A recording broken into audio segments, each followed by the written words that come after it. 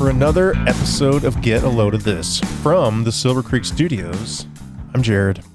Am I going? Sure. Or does he go first? You go. I don't know. I'm confused on how this shit works now. I'm So Ryan. long. I'm Bill. Yeah, we are all three in studio. None of the Skype bullshit. Yeah, well, but I tell you, getting into the studio was a fucking terror this time around. The whole COVID checkpoint thing was fucking ridiculous. Take my temperature anally. And the only thing we had was an anal thermometer. Yeah, it was fucking terrible. Right. I really feel bad for your wife to have to perform those tasks. Well, you know, she's used to it at this point.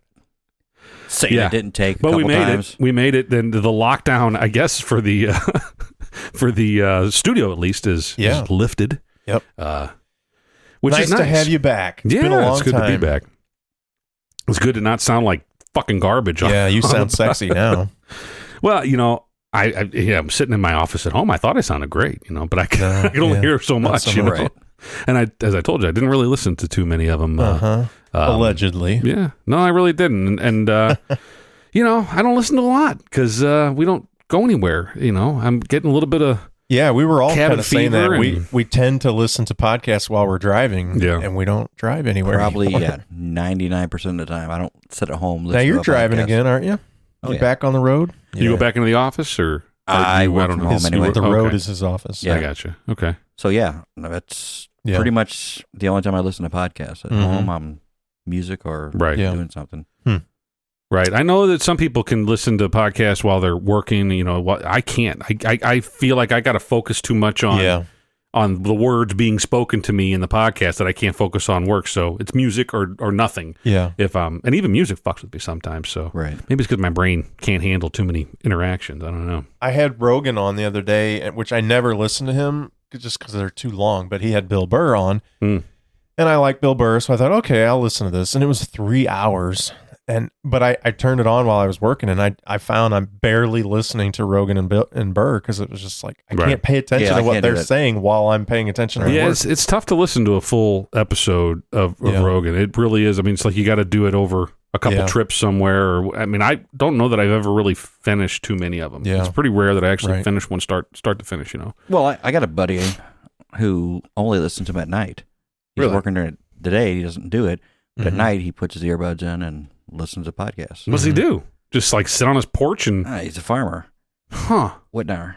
Oh, yeah. So instead of listening to the corn grow, he listens to podcasts. Well, he's doing that during the day, and then he'll sit at home, and whether it's not necessarily this podcast, but he'll listen to a wood shop one or whatever he's doing. Why wouldn't that asshole listen to this podcast? He does that during the day. He does. He called me the other day, and he had caught up on like 10 episodes. Oh, wow. Right. Yeah, he does listen. It's boy. Not necessarily he's going to waste his time at night doing it. He's trying to figure out his shit to deal with. Yeah, he's got some other hobbies he likes to do. Yeah. Well, we actually didn't even discuss going down this particular topic, but I wanted to bring it up. Rogan and Bill Burr were talking about it, which is what made me even start listening to that episode. The whole Seattle thing, Chaz, Chop, whatever. Yeah. We talked about that a little bit, I think, on maybe you and I did, or I don't know. I don't think I haven't talked about it. Well, what do you guys think of that? Talk about it either. I thought we did. Maybe when it was first starting. But anyway, it's fucked up, right? Like, we're all insanity in agreement that's crazy. Yeah. Okay. No, it's an absolute insanity that it got to the point where they took over a police precinct. I mean, they did that also in Minnesota. I think they took over a police precinct. Not the same way. Maybe. Not the same way, but still, I mean, but it's all, you have to show them that they can. And then it's like, oh, fuck, well, if they're letting them do it over there, well, let's do it over here. So, but the fact that the government just laid down and said, well, I mean, the governor of Washington called them, or maybe it was the mayor, I can't remember, of Seattle, called them patriots. Yeah. It was the mayor. That person's a fucking lunatic. A patriot. Patriots. The person's a lunatic. The best video I saw recently was some guy that just was fed up with it, and he's walking through there, and he's just throwing shit. I saw that today. It's like, that's how everybody feels. Thank you, sir, for representing what everybody wants to do. Everybody wants to walk through Chaz, Chop, whatever the fuck it's called, and just start throwing shit and kicking tents down. Now, because these people are fucking lunatics. You know why he got away with it? Because he was a black guy. You think? Oh, yeah. Can you imagine if a white guy went in and started tearing down their barricades? They would have whooped his ass. If it was a white dude that smelled like patchouli oil and, and he was wearing the right band T-shirt, maybe but he would have either gotten away way, with it black too. or white, it took some balls to do that. Yeah. There's some armed guys running around that. Well, that's the other great video that came out of that area. Chaz thing is that I forget who was actually doing the interview, but he walked up right to the fence line there, and he's like, so what are you doing here? And he goes, oh, I'm in charge of watching the perimeter. And he goes, oh, kind of like border patrol, huh? Yeah, right. We don't want to let anybody in, right? And he's like, yeah, you don't want anybody coming in that you don't want in. Yeah. And he's like, yeah, no, we definitely don't want that. And he's like, so you got this kind of a really good wall here too. And he fucking played into this. And the guy's like, well, yeah, you got to have a strong wall. He's like, yeah, exactly. It just kept getting better. Right. And it was like, this can't be for real that this guy isn't picking up on what this dude's doing. It was great. It was pretty entertaining. Easy to see that because it's a bunch of morons doing it. It is. They're not the brightest bulbs. No. So it came up the other day. Last week I went into the office one day, and we do have a big following in the Northwest. We do. That's true. We've historically had a lot of downloads up there. But I guarantee the ones that were out there are not listening to podcasts. They're sitting there playing hacky sack. Actually, I think they're in New York now, protesting there. Oh, they moved? Yeah. Yeah, it's in New York. They now. relocated. Yeah. So the topic came up at work the other day about all this shit or whatever, and I said, well, at least it's not Seattle. And this guy I work with said, oh, you mean where there's not really anything going on? And I'm like, what do you mean there's not anything going on? Oh, well, there's not really violence and guns. It's all just a made up story.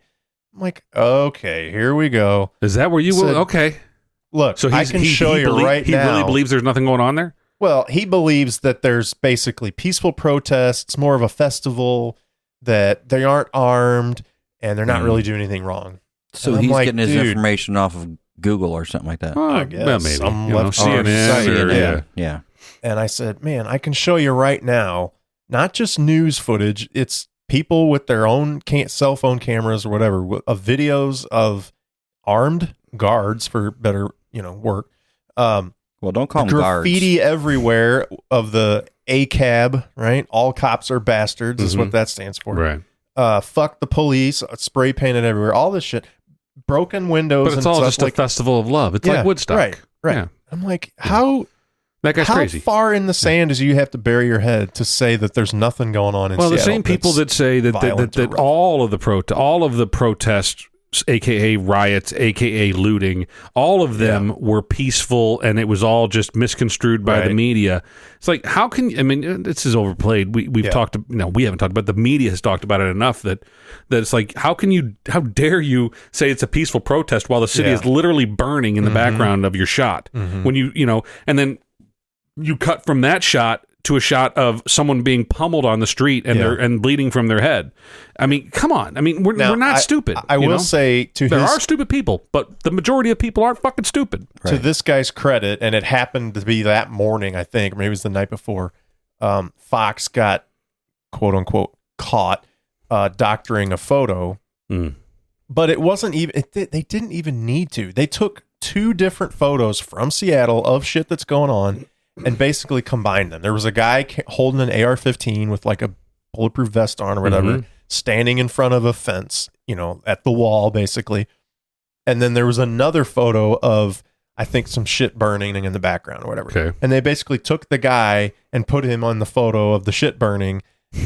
And it was like, both of these photos speak words to what's going on. They were just combining it, Jared. I know, but now the narrative is that they faked a photo, that they created a fake image, and it's like, okay, it's not like collage. It's not like, I mean, that's how I look at it. Like they took 2 different shots. But here's the most frustrating thing about it. Now it sounds like they faked it. Is that they didn't even need to do that to get the point across that this is fucked up and that there's craziness going on. They didn't need to do that. No, but somebody wanted to be creative and make it look. And so now they lost credibility. Right. Now the people like my buddy at work who said there ain't really anything going on because look, they're faking these photos. Well, your buddy at work he's got ammunition. Not the brightest bulb, it doesn't sound like, but at least or his head is in the sand as you put it. I think that's probably a better way to put it. Maybe he's a smart guy, just blind. He's turning a blind eye to these things, and that's the problem. That everybody to everybody, ourselves included. We only see what we want to see, or we only see in some cases what we seek out, right?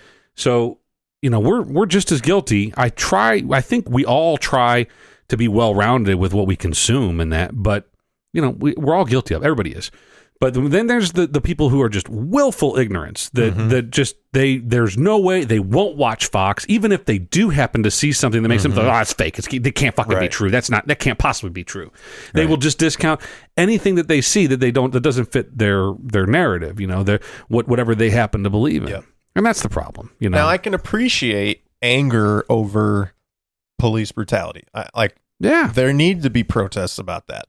Sure. Maybe not to the extent of what we're seeing, but whether you agree with it or not, you should be allowed to do that. Yeah. But I don't agree that you should be allowed to take over the downtown area of a city and declare it yours. And you're teaching everybody that all you got to do is bitch and whine to get what you want. What were you saying today about what happened in New York? A demand they made about They made a demand. defunding? They left Seattle, wound up in New York now, and they're... Who's that? Who do you say they? What do you? I don't know what the group is. CHOP, whatever they want to call it. It's not Antifa. It's some other. It could be. It's whatever the local terror groups. Let's just call them that. Okay. So they stake their claim anywhere, and then they said their first list of things they want is $1 million or $1 billion. I don't know what it is, to stop funding to the police. To defund the police by that amount. Right. Yeah. So next thing you know, they said if not, we're going to burn the place down. So next thing you know, burn the city down. Right. So next thing you know, guess what? They're lighting shit on fire. They defunded. New York defunded. Oh my God. So they went from 6 million or $1 billion with MRB. So here's what's going to happen. And they reduced it by $1 billion or $1 million. Fine. That's fine. Because, there's only a couple different outcomes that can happen from that. So the mayor, the de Blasio and Cuomo, they're like, yep, okay, fine. That's what they want. We're gonna bend and we're gonna do this. People will leave. They will move to other states because they don't feel safe. Cops will not sign up to work. They will go to other municipalities and they will work in those municipalities. People that remain will eventually be like, well, I don't like this at all. And they will vote new people in who will then provide funding for the police. Yeah. And eventually the circle of life will work itself out and we'll be back to normal. Hopefully. You'd like to think that's or we'll have a DMZ in New York City where it's, you ever seen Escape from New York? Yeah. It's going to end up like that. They'll just make it a prison. The whole city. The part that makes you mad is the kids nowadays are looking at that. The youth. I mean, I guess 25 and under because I'm old. But 25 and under, they think all you got to do is sit there, bitch, and threaten, and you get what you want. Right. And that's not the way the world works. But I think that you're seeing it work a lot. It's also, I think a lot of it is the media pushing it and putting it out there, which it's all in our public purview. But the reality is that the majority of Americans, I keep saying it, too many times, I think that they'll push back on it, and that you may see these things like this, and it sucks, and it'll self-correct. I think eventually, it won't be a long-term thing because the majority of people are reasonable, normal, sane people. Hopefully, I don't know, but the majority of people are not getting their way now. Well, they're being trampled on by the vocal minority. So here's where. Yeah, we started talking about whenever the George Floyd thing happened, I think universally, maybe there's a small percentage of really racist assholes that think that cop was somehow justified with what he did. I don't know. Yeah, but, maybe 2 people in the whole country. Right. There's not many people out there. Right. Or you didn't watch the video, somebody told you that story. Right. So majority of people are like, okay, yeah, that guy's a cocksucker. He needs to fucking suffer terribly. The cop he's a bad cop, and the other cops surrounding him, yeah, they're probably bad too. Maybe not as bad as him, but they're pretty fucking bad. And that kind of shit needs to be eradicated from all police forces across the United States, across the world. We need to get rid of that shit so that people can feel safe. Whether you're white or black or whatever, there are cops that will impose their power upon you, and it does happen disproportionately, I think, to blacks. I don't know. Just the power, the I'm sure it's the a lot douchebaggery, right? Yeah. I mean, we see it day in and day out and hear about it for years now. It's not like it's a new thing. Right. But it happens both ways. Sure. So those things happen, and we need to get rid of it. So after the George Floyd thing, everybody agreed. Yeah, That's fucking bullshit. We need to do something about that. Yeah, Black Lives Matter. Fucking right. We need to fix that problem. And I would say if you were to poll the American populace, you would 98%, 99% of people would be like, yeah, we're all on the same page here. Let's fix that. Right. And then they pushed too far. Yeah.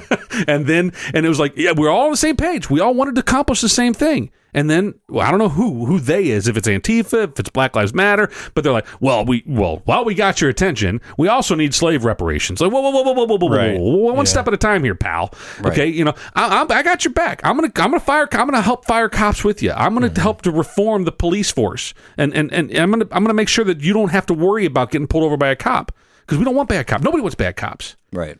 But don't try to fucking sneak other shit on it. Let's fucking take things one step at a It's not even time. about sneaking. It's like they feel like they got your attention, or whoever's got the attention.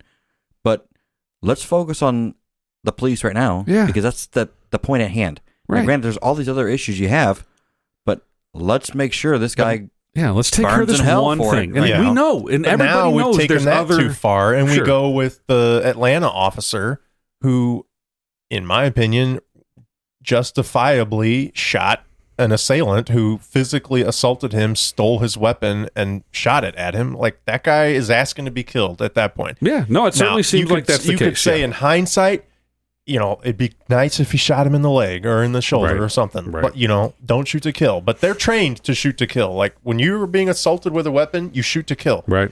It sucks that that's how it played out, but that is how it played out. And immediately, the next day, he was fired, and now he's had 11 charges, including murder, brought up on him. Like, and the worst part of all of it is that he was charged with murder. I don't know if it's second degree or first degree murder. I forget. It's different for state to state what it actually means. It's high. Right. But so that Derek Chauvin, he was charged with second degree murder, which means that it's somewhat premeditated. It's not premeditated, but it's with intent. He hadn't, because basically he could have got off.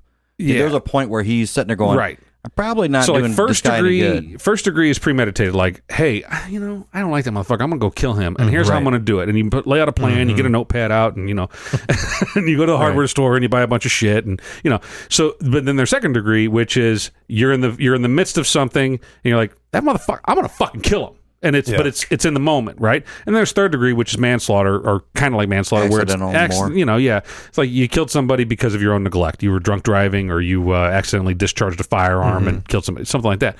So the fact that they charged him with this, like, he had intent to kill, it's very difficult to prove. I think. I'm not saying he didn't. He probably did. He probably did at some point say, like, I think for sure they'll get him on that, because he had a chance, and the other officers even said, should we get off him right now? He's like, no, stay where you're at. Right. He had to know a lifeless body was in front of him. I think all they got to do is he's just going to say, I didn't know that he couldn't breathe. He was talking. We were communicating. The worst case scenario is if he says, no, I had no intention to. When you got those people there telling you you need to get off, he's not even breathing anymore. But what if they don't convict him? So now they said, all right, the charge of second degree murder. How do you find Derek Chauvin? And the jury says, I don't think he intended to kill him, and they can't, and so they say he's not guilty of second degree murder. Here's how the jackoff's going to get. I shouldn't say get away with it, but get a lesser sentence. He's just going to plea. Just like, I don't think that's possible. I think he can. I think he can say, you know what, I admit to doing wrong. I'll take the lesser charge. Yeah, I don't know. That's only if they offer it. They have to offer it, and I don't think they will, because they know that if they offer him a plea, I'll tell you what, the fucking cities will burn in again. Atlanta, though, they overcharged that guy, and he's going to take a plea. DA did it. It wasn't because anybody else thought this guy deserved to have all these charges. It was that DA said, I'm going to make a point and bring up all these charges, which sucks because he'll probably get off. Like, any jury with any common sense is going to say, this guy did his job. This guy assaulted him. Like, look, there's he's bad cops. And now they're going to riot when he gets off because you didn't bring a reasonable charge. I mean, watching the video probably 10 times just to see it all over and over again. It wasn't a race thing. It was more of a, hey, we've done this test. You're guilty of being drunk, which is a DUI. DUI, yeah. I was going to say DMV. But, yeah, up until the point where he took calm. off, everybody was calm. They totally treated him professionally and calmly and like until the handcuffs politely. were getting ready to be put on. Then he fought both of them, and it went on for a minute or so of fighting both of them. Yeah. And he ended up stealing a weapon. It's crazy. Yeah, you're on your own at that point. You've assaulted 2 cops and stolen one of their weapons. Like you're probably dying at that point. It's kind of at the point even if he took the car, I think they would have shot at him. I mean, that's still. Well, he could have come back from it at any point. All he had to do was just lay down and say sorry, sorry. Yeah, just drop everything and say sorry. Actually, did it? Like shit, I got a taser. Yeah. Throw that What did I do? I am so sorry. Just cuff me now. Just take me away because I don't want to fucking die. I'm sorry. But he obviously wasn't in his right mind. I mean, he wasn't thinking. But that's right. the problem is because of what happened with George Floyd. Now anything that happens with a cop and a citizen, they fuck the cop. Like we don't care. He's going down. We're going to use this as a. And it's just every time that story about the Georgia thing comes up, and by the way, burn the Wendy's down because they did anything wrong. Like what? The dude falling asleep in a Wendy's drive-thru shouldn't be a proud moment, but it's a kind of a funny moment. A buddy of mine, I haven't talked to him in quite some time, but he used to work for a beer distributor, which meant he was they call him drummer. You know, he not a drummer, but he would go around from bar to bar and get people to drum up business, right? To get them drink their beer. He didn't work for the major brewery. He worked for another distributor. So his job was to go from bar to bar and buy people drinks. Oh yeah, and so he would drink a lot, and he had to be a jovial individual or whatever. And I ended up working with him 20 years ago. And he tells me what his last job was. I was like, what the fuck would you leave that? That sounds awesome. That sounds great. You know, we're both in our 20s. I'm like, why would you stop that? And he goes, well, you can only fall asleep in the Steak and Shake drive-thru so many times before you realize you have a problem. Nice. And I said, how many is that? And he goes, 3. 3 is the number. Right. The third time you fall asleep in the Steak and Shake drive-thru, it's time to fucking find a new job. He goes, I'd be dead in 5 years if I keep doing that. Yeah. But yeah, he fell asleep, and they would come out and be like, knock on his window, like, hey, you need to pull forward, your order's almost ready. Jeez. He's like, oh, okay, yeah. Yeah, That's and they just give him his food and send him on his way. Not their job. Right. But fuck, you know. So one time... But Steak and Shake does take a long time. It does. In his defense. Yeah, I could see falling asleep. I was at a bar in Soulard with a friend after work yesterday. Yeah. And this guy comes up to us, and he's friendly, and just kind of asking what we're, if we work around here or whatever. And, oh, what are you drinking? And we told him, oh, hey, yes, he buys us a couple more drinks. Oh, okay. Thanks. Whatever. This is kind of weird. And then he kind of goes away, and yeah, if you need anything else, let me know. And I'm looking at my friend like, is this guy hitting on us? Like, what the fuck is going on here? Definitely. Yeah. And sure, and only you would say that. Right? And so I think he came back around again and bought us a couple more drinks. Did he touch you? And show us on the doll where he touched you. Yeah, right here. And no.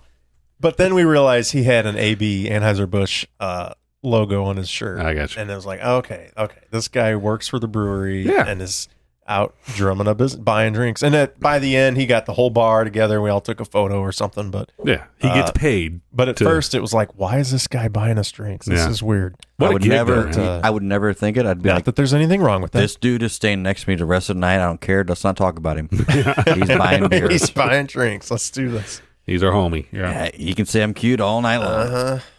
Yep. Okay, let's get into the topic that we kind of wanted to discuss. I don't know. Maybe we do. Didn't we? Yeah. No, we didn't. No, we did that before we said. I'm just joking. It's a long time ago. Cancel culture.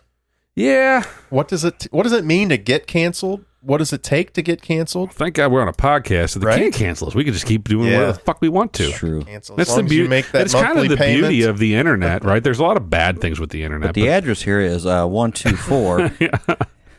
The beauty of the internet is that even if people can tell you to like shut down your Twitter account, and Twitter can, I guess, shut you down or whatever. No, but you can they just go after one guy. Yeah, but you can always create a new account, and you can be incognito or whatever. I guess I don't know. Yeah, you could. Yeah, but you can always find a new life on. Did I tell you that my kid got shut down off TikTok? No, which kid? Yeah, well, which one do you think? The one who had the one that was here earlier, naked. The one that shows his ass that's showing. Yeah, mm-hmm. And I'm like, shocking, right? Yeah, and I'm like, well, why would you think that'd be okay? And he goes, well, you look at all these girls and they got their videos out there and they got half their ass hanging out because they're wearing a thong bikini. He goes, I just showed a little bit of my ass. And I'm like, people want to see girls in thong bikinis. Nobody wants to see your ass. Somebody does, Ryan. Somebody wants to see his nobody ass. wants to see it. So yeah, it was They funny. don't report the girls. So he got like kicked out for like a week. Wow. I'm not surprised. He was in really. TikTok jail. Yeah, a little bit. I was like, well, I don't think it's a bad place to be. Well, I think you might want to get, you might want to just stay off that thing altogether. The one video, I don't think it wasn't TikTok because I'm not on TikTok, but they posted some video, him and his buddies. Yeah. And it wasn't your son. It was one of their friends that, there's his naked ass waking up in the morning. And I was like, why am I seeing this? I'm pretty sure It's we're a little not too far. We're not supposed to see this. Yeah. Well, what I told him was, look, man, kids in high school. Comedy's hard. It's funny once. Like something can be funny once. You haven't got called to the principal's office for that video? No. Not yet. There's no school. Yeah. But if, it's like, you got to find a new card to play. You can't just keep rolling out just so you get a good laugh. It's a good joke or whatever. Oh, look, I showed his ass. Ha ha ha. Okay, that's it. Now that joke's done. You don't. So now you're keep saying fucking doing next it. It's dick and balls. That's you got to find something new. I mean, look. Okay. What's Will Ferrell doing lately? Yeah, right. It's not very fun. I mean, he's got a new movie out. I hear it's shit. I mean, it's on Netflix. Yeah, I mean, it's because he's not a one-trick pony. It's because he's out of stuff. Right. He can't be dumb forever. Right. You can't play the same dumb adult he's the forever. same character in every. Yeah. And I love Will Ferrell. I think he's hilarious. But it's like, come on, man, you can do better. Well, it's and that's like, what I would tell my son too. It's like, stop showing your ass. You can do better than that. There's funnier shit out there than showing your ass. Right. But when you're with a bunch of guys and you're young and immature, ass is always funny. Sure, I guess, Yeah, farts are funny. It just works. Like, we look at it now like, no one wants to see our asses. Anyway, luckily he did not get canceled. So your son didn't get canceled. So what does it mean to get canceled? I barely know. That's a thing. That's a real term. I think it's different for different folks, but... well, it's more like you're in jail. You just can't use it for a while, and if you do it again... Oh, no. I think... what are we talking about? Cancel culture? Cancel culture? Canceled. There's no jail. I mean, there's life sentences only, it seems like, unless you have enough talent. If you're funny enough, or maybe, I don't know, maybe if pretty enough, musically and I talented guess it depends enough. on what you did to get canceled. Well, sure, right. So, I mean, like, I have a list of people written down that have been canceled. So, let's talk about what does it mean? Like, it's celebrities usually. Sure. Like you and I probably aren't going to get canceled because people we're don't talking give about a shit enough. Canceled, like in. Like where basically you lose your job, you are targeted by the masses. But we're going by celebrities, right? Because you've done something potentially. Yeah. Well, so let's stick with celebrities, right? Okay. There's I have a kind of local example that I can give too. Columbia, though, not Waterloo, where she wasn't canceled, but potentially. Where people, I know who you're talking about. The teacher, yeah, it's my daughter's friend's mom. Yeah, no shit, right? So people were trying to.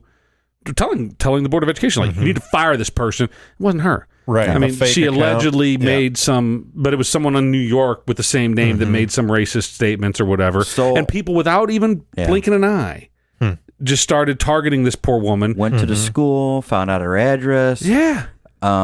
She was threatened. She got death threats her and shit family like was that. Threatened. Yeah. Well, daughters were threatened with rape, and her. Yeah, she had to leave for a while just and now to get she's away suing from it. That's worse than being canceled. But the point is that they wanted the school board, they wanted the school district to fire her. They wanted her to lose her job. They wanted her to have to move to another place. They wanted to shame her to the point where her and her family could no longer live a peaceful existence in their current place. Yeah. That is the epitome of cancel culture. Yeah. Now, in the celebrity sense, they still lose their job. They lose their methods of following this person on social media. It's more than that. Stop watching their movies that they make. Let's take some examples. Roseanne Barr. Okay. I don't even know what the hell Roseanne Barr did. I think she said some anti-gay stuff. Is that right? No. What did she do? No, it was racial. It was racial. Man, what did she do? I should have wrote that down. I didn't. Yeah. Anyway, it was racial. Right now. But she, so she. I'm pretty sure it was. But the show goes on without her. She's not allowed to make any money. Like, they've redone things so that she can't make money off of the show that she created. It's not called Roseanne anymore. No, it's called The Connors. Yeah. So would you type in what did Roseanne do? Yes. What did Roseanne do? What did she do, Jared? She tweeted. Okay. Yes, she did. She a racist tweet about Valerie Jarrett, an African-American woman who was a senior advisor to Barack Obama. And she said, if the Muslim Brotherhood and Planet of the Apes had a baby equals VJ Valerie Jarrett. So that's problematic. Yes. That she was wrong. Now she claims that she was on Ambien and shit like that whenever she tweeted that. She claims she was all on drugged Ambien. She was still really racial with that. Yeah, it's not right. So, but is it right that does she have? There's no way to come back from that. She can't say like, "Oh, my bad. Well, Sorry, I was fucked up." Apologize, but they said, "I don't care. We're not going to have zero tolerance." Right. Well, for her, zero tolerance. Right. And so she's now not doing anything. And she's been on some podcasts, but she hasn't been. I think she's on Rogan. Well, hell, I don't think she needed to. I mean, she made enough money before. I don't know if I don't know if she's still wealthy or not. But regardless, she's done. Tom Arnold's still paying her. But she's canceled. She's done. Right. She's not making any money in Hollywood. She's not doing stand-up bits anywhere. No one's hiring her for anything. Yeah. Right. So is that right or wrong? Now, what she did was, yes, not right. Reprehensible. She shouldn't have tweeted that. That's bad. Bad, Roseanne, right? Yeah. But is that the right reaction? I don't know. I think maybe it is. At some point you go, look, we can see what this person is all about. You know, you can when he going? He's apparently smoking. All right. Well, during we're down the a man. podcast. But he doesn't know the rules. But for any of you paying attention, Bill just stepped out to have a cigarette. Yeah. But yeah, I guess, I mean, if you think, okay, this person revealed their true self, she said something that she thought was funny and doesn't realize that it revealed that she has racist tendencies, and we don't want to pay attention to her anymore. We don't care what she thinks. We don't care what she thinks is funny, trying to make us laugh, because we know who she is. So now, do I think you should have a concerted effort by, let's all do this together and fuck her over and shut her down? Right. I don't know. Maybe not. Maybe it should just be up to you or me to decide to not pay attention anymore. That's the question. But is ABC did it for her. They said, well, look, you're out, and we're not hiring you, and probably no one else will either. Sucks to be you. Yeah. So, I don't know. But they allowed the show to go on because there was other people that would have been impacted. If they cancel her, they cancel the show potentially. Yeah. She was the show, but not anymore. They let it go. I don't know. Is it still going on? I think it might still be going. Out of spite. Sure. Yeah, right. Ratings are shit, but they're like, we got to keep it going. I'm sure some people tuned in just to see, is this any good without Roseanne? Well, it's got a lot of good people on it. Yeah. You know? Well, they brought, the key was they brought John Goodman back. Right. And that's huge right there. Right. So until we find out what he said. But so there's other people, though, that have done... arguably worse. Well, she tweeted something that was not nice. It was mean. Correct. It was racist and mean and just bad. She shouldn't fucking do it, right? Yeah. But then there's Kevin Spacey. Right. Okay. So he was accused of making advances towards women. I think like sexual misconduct, women and young boys. I believe, right? I mean, and he eventually came out as being gay. The bad thing that he really got canceled for was he supposedly like drugged up and sexually assaulted not young but like teenagers, boys and girls, or just boys? I think just boys. Okay, so that's bad. That's real fucking bad. Definitely bad. I mean, is that worse than tweeting about Valerie Jarrett? Yeah, I would think so too. Right Same punishment. Yeah. I mean, right. And also it's not litigated. It's punishment that's handed down by society. Right. But, we think that, I don't care whether or not you did it. Fuck you. You're done. Get out of here. Right. Bye, Kevin Spacey. But here's the other thing is that Roseanne Barr, I don't know that you can find the old Roseanne show anywhere. The same with the Cosby show, which we talked about Cosby a little bit. I don't think before. you can find the old Roseanne. You can't find any old Roseanne. You can't find it. So, like, anything that they touched it's gone. It's But Kevin Spacey, you can still go watch fucking Kevin Spacey movies. You can still go watch, what's that TV show that he was on where he became the president, and spoiler alert, Oh, yeah. When eventually his wife became the fucking, what the fuck is his name? Yeah. That one. Yeah. That show, yeah. I obviously know it's not, but it keeps popping in my head, West Wing. It's not West Wing. No, it's not that. It's the fucking... yeah, it's that show. Everybody knows what we're talking about. With, everybody's in their cars. Robin Wright. Fucking morons. Of course it's... Yeah. Anywho, but so you can still watch that show. You can still watch movies. What was that movie? American Pie. You could probably still go rent American Pie. American Beauty. Season 7. Pie is a whole different thing. And that was creepy too because he was stalking out a young teenager, girl. So she was kind of going after him. I mean, that was either way. Yeah, he was still pumping up the iron and all that. Kind so of does that make it okay, Jared? But he also teenage girls coming after you. Once he realized how innocent she was, he shut it down. He's like, no, we're not doing this. It don't matter. What do you mean it doesn't matter? He said, no, we're not. Well, I know, but I'm saying. So the point is that the punishment is the same for those two people. Right. Very different crimes.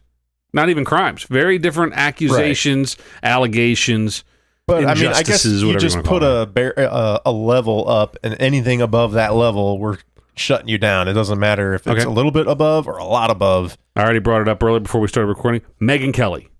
Yeah, I forget. What'd she do? She talked on her show. She moved to like NBC or ABC, whatever. Right. She talked on her show with a panel of people. Mm-hmm. They were talking about blackface.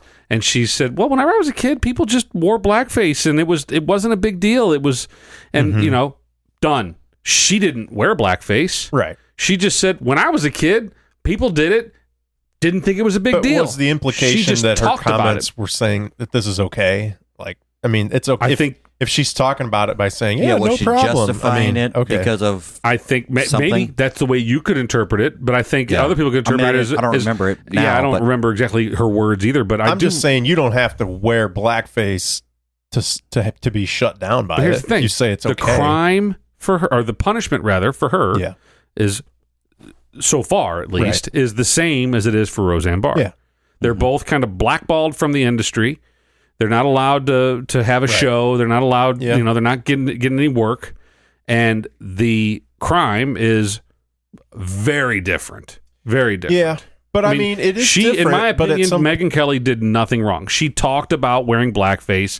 In my opinion, what she said was like, hey, whenever I was a kid, people did it. And, no one thought it was a big deal. That's how I interpreted it. Okay. So and I didn't hear it, so I don't know how she said it. But if she said it 2 years ago or whatever, if she said it in the sense of, when I was a kid, this was no big deal, implying that it should still be no big deal, and maybe why all these people are overreacting, then I'd be like, I don't know that I would, but I could understand people saying, shut the fuck up, Megyn Kelly. We're not tuning in anymore. Kids, if you were to wear a Halloween costume, we talked about this a little bit. If you were to wear a Halloween costume and you wanted to dress up as Sammy Davis Jr., why would you do that? I don't know. But let's say you did want to dress up as Sammy Davis Jr.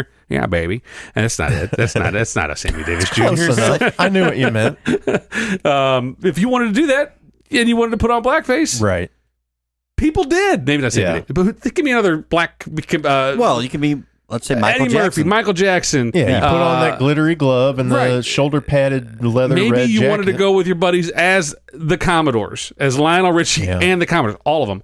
And you wanted to go with your homies, and you all wore blackface. In 1983, I think that people had been like, oh, you're the fucking Commodores. That's funny. And they wouldn't have thought much more of it. It's the intent, though. I think one of you was saying, if you were to dress up in the 80s as Michael Jackson because you idolized Michael Jackson and you thought he was super cool and you colored your skin darker at the time when he wasn't whiter than all of us, you didn't do it in a derogatory way. You were like, I love Michael Jackson. I pretend to be him in my bedroom and dance in these. So you're not doing it in a mean way. You're trying to look like him.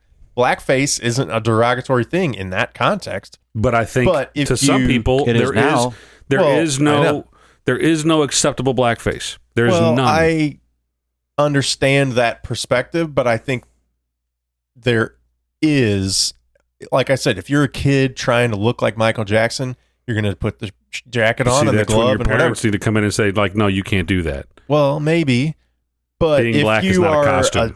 An adult, now it is. Yeah, I mean, back then you wouldn't have blackface on just to be silly and like make fun of what you think is a stereotype. That's wrong, right? So like that's a different intent. Like you didn't do it because I love this character and so they're my hero and I want to look as close to them as I can. Right. That's different. You just show up at a Halloween party to be an ass and wear some whatever. So here's another one. That's wrong. So what you're saying, I think, is is that if you're gonna sure. So if you're gonna dress up in blackface and go out and do an Amos and Andy skit, which is racist, that's right. That's not good, right? Mm-hmm. They were making fun of African American individuals. Then you shouldn't do that. That's bad. Howard Stern has repeatedly on his show done an Amos and Andy voice, and he has repeatedly, at least 3, maybe 4 times that we're aware of, worn blackface. Mm-hmm. And so right now, at least, it could change, as the wind blows. By the time this episode gets published, it could change. But he's unscathed. I mean, not unscathed. So he's battling right now. Right. But he's still on the air. Yeah. He's not canceled. He's probably going to get away with it. He's probably going to come through it unscathed. And he'll have a show. And he's going to continue to make billions. Of Howard Stern's the sort of a double standard. I mean, he's suffering from it now, but he's not really suffering, because I listened to him just the other day. He doesn't talk much about it either. Right, he wants it to go away. Well, he wants it to go away. You still listen to him? Yeah, every day. Yeah, or well, not most every day, but whenever I'm driving around, I don't want to listen to podcasts. But right, yeah, I think the thing is, he justifies it based on where he grew up, which is not an excuse. He has a black counterpart. Which also is Robin. Not an excuse as far as I'm concerned. It's not an excuse. However, when he did that was 30 years ago. Yeah. When it happened. 80s, probably, yeah. Yeah, and he maybe was 90s out for, I think he was being this, he wasn't trying to be racist. He was just trying to be funny with doing it. And I think they'll excuse that because he wasn't trying to be, looking at it now, he was being racist, but back then he wasn't like, I'm going to make fun of, blacks this way. He just wanted to, no different than an actor trying to take on a different role. He was doing that to try to get a shock value out of it. That's what he's known That's for. what I was going to say. I kind of agree with you. I'll explain my side. This is the excuse for Howard Stern. So he was going for shock value, and he knew that if he did it a certain way, like pretending to be Ted Danson with Whoopi Goldberg, because what Ted Danson was weird, right? If you saw what Ted Danson did with his wife Whoopi Goldberg by his side, that should have been bizarre and alarming. Which I think was why Howard was making fun of it. For Howard Stern to make fun of Ted Danson, not only could he say and do totally shocking stuff, he could get away with it by saying, "I'm just making fun of that guy for doing it." Yeah. And that's Howard Stern. He's all about shock, especially back then. Well, sure. He'd do anything. That's how he got to be Howard Stern. Absolutely. But it wasn't just, I'm going to put blackface on and pretend to be a caricature of a black guy. That would be insulting, and that would be insensitive. By pretending to be this other person who did the same thing, he can be like, I'm not doing anything wrong. I'm just making fun of him for doing it. Right. And it comes off as shocking. It's equally shocking. So he should. So but you're it's saying not insulting because he's making fun of a guy who did it. He should be absolved of his sins. I kind of think so, at least in that context. And he should be able to continue with his show. And it's because it was in a different time. His intent not even that. I mean, his intent was not to offend or to be racist. His intent was just to try to lampoon Ted Danson and his ridiculous behavior. And that was what was going on at that time. So he was just trying to be. The time matters for sure. So you can't get away with stuff now. I think if that were to be the judgment of society, I'd be like, all right, yeah, fair enough. Sounds good, right? Mm-hmm. Then we have to revisit a lot of other things, right? Then we have to start to revisit some of these other people who have been. Well, pick somebody else. I got a whole. Let's hear another one. I believe there's been politicians. You got a politician on that list? Well, this Ralph Northam, and he's still in office, right? And he seems to have gotten away with it too. There's a yearbook picture of him. He's one of 2 people in the picture. Nobody knows who it is, but one of the person is wearing blackface. The other person is wearing a KKK hood. Right. And so we know that he's one of those 2 people. We don't know which one. Right. But for whatever reason, this son of a bitch, a Democrat, is still in office in North Carolina. I forget where he's at. And that, if you're blackfaced at all, next to somebody with a KKK, either if you're one or the other, there's not a lot of good that can come out of that. That is a racist thing. There's nothing about it that's not racist. We don't have the full context of the joke. Why was he doing this? But the picture says... It doesn't matter what the context is. Yes, it doesn't matter. Yeah. So that guy should, I think, he wasn't held to account really at all. I think he claimed, he's like, well, I don't really remember that. It's like, Good that's excuse. an easy politician's answer. I don't remember Now, that. granted, if he was dressed like Michael Jackson and there was no KKK person there, right, then I could say, okay, he was just trying to, he idolized Michael Jackson. Or see, I'm going to defend it here, and maybe we'll get canceled for this, but you might. So if you just showed up as a KKK member, you don't do would be that, horrible, Jared. right? Yes, yeah. And if you just showed up in blackface, that's totally insensitive. He's going to try to make this into a joke that's probably not going to work. Two friends show up together. Should we stop him? One this is like watching KKK. a train wreck about to happen. He's definitely then it's trying to make it It's clearly ironic and I won't say what funny, was but the like black guy trying to be? maybe they're friends. Like maybe this is They a are. show of peace, Why are they right? together? Two friends showed up together. One's a KKK, one's a black guy, and they've learned to coexist. What was the black guy? What was be what's friends. his What? blackface reason? Was he Well, a Commodore? No, he's Michael Jackson? he's just a black person. Well, then that's not an excuse. He was with Stevie the Wonder, friends of a and it was KKK guy. It was That's why I don't remember, because he was blind at that time. Because who did Ebony and Ivory? Ebony. Yeah. It was Stevie Wonder and Paul McCartney. Paul McCartney was the guy in the hood. Yeah. maybe that it's was a the joke. commentary of irony and No, you and if you striving are a for white peace. person, I don't care what We just it don't is. do that. No, I And know you got you some with shouldn't a do that. KKK thing next to it, But and you also, think you're being I funny, think and that- it's in a yearbook. Yeah, I don't know Who how the old the hell's a yearbook, but the- illustrator yearbook person that says Yeah, that's a good weird. idea. But I think the yearbook was probably, not that this makes it any better, but it was probably from like the late 60s, early 70s. So That's even worse. well, That's when they had yeah, racial Lynchings real and bad, shit. right? Yeah, So, but also, it was a different time. A lot of politicians, public figures are allowed to say, like, look, I've learned a lot. I've changed a lot. That was whenever I was a young man. I was stupid. I was young and dumb. It's not me. That's not who I am today. So I apologize for that. And that's completely acceptable. I agree with that excuse, because, I mean, how many things have I done when I was younger that I was just immature and I thought I would push the envelope?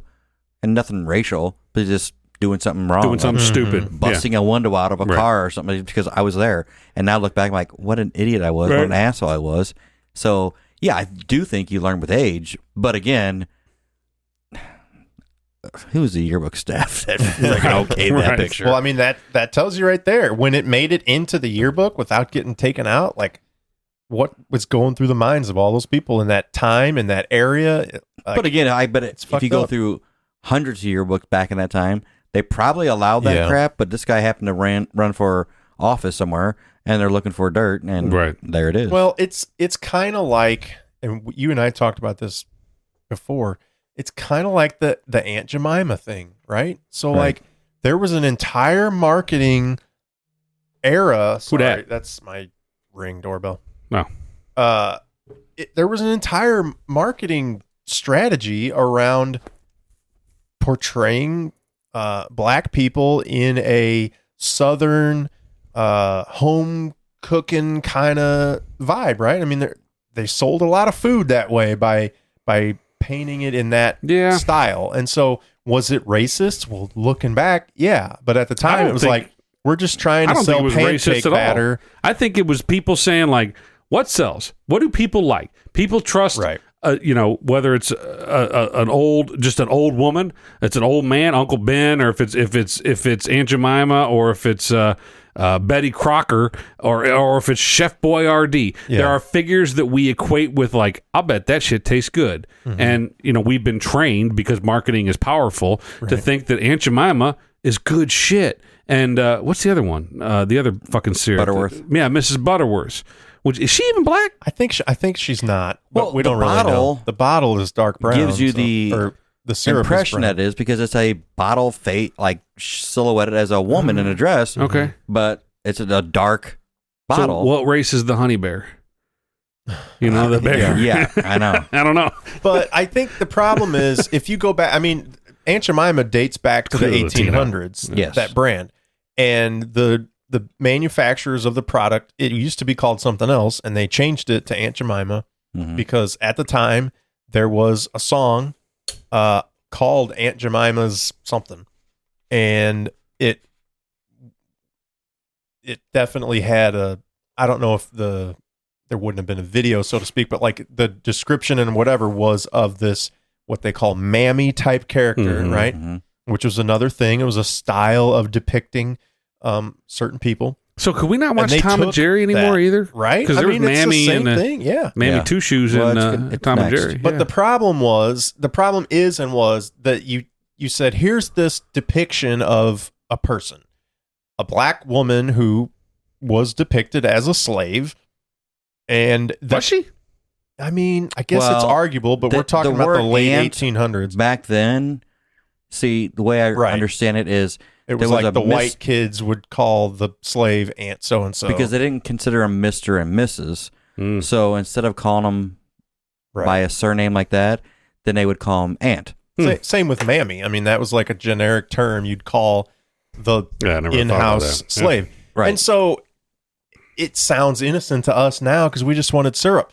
But like back then, that entire caricature and that name and the marketing strategy was, it was just to depict the South. And again, it was like home cooking and all that, right? That's all they were going for, is to make their pancake batter sound enticing. More appealing, yes. Right. Yeah. But if you did that by depicting happy slaves happily working away in the kitchen to bring you the best tasting pancakes you could ever eat, sure, that's probably wrong, because I bet most of those slaves weren't happy about being slaves. So it's like, I think the ones that were in the house were kind of happy. I mean, they're happier than the ones further into it, like, that were chained up. They've somewhere. changed that label a few times with different modeling, because at first it used to be, chubbier, used to wear this and that, and then now it became models, pretty thin, attractive, right? Black woman. And the people, like the parents or the kids of the mom who posed for it, were all proud of that, right? And now they're offended that now mom's not. Yeah, she's not the gal anymore. Yeah, sure. Because of this. So again,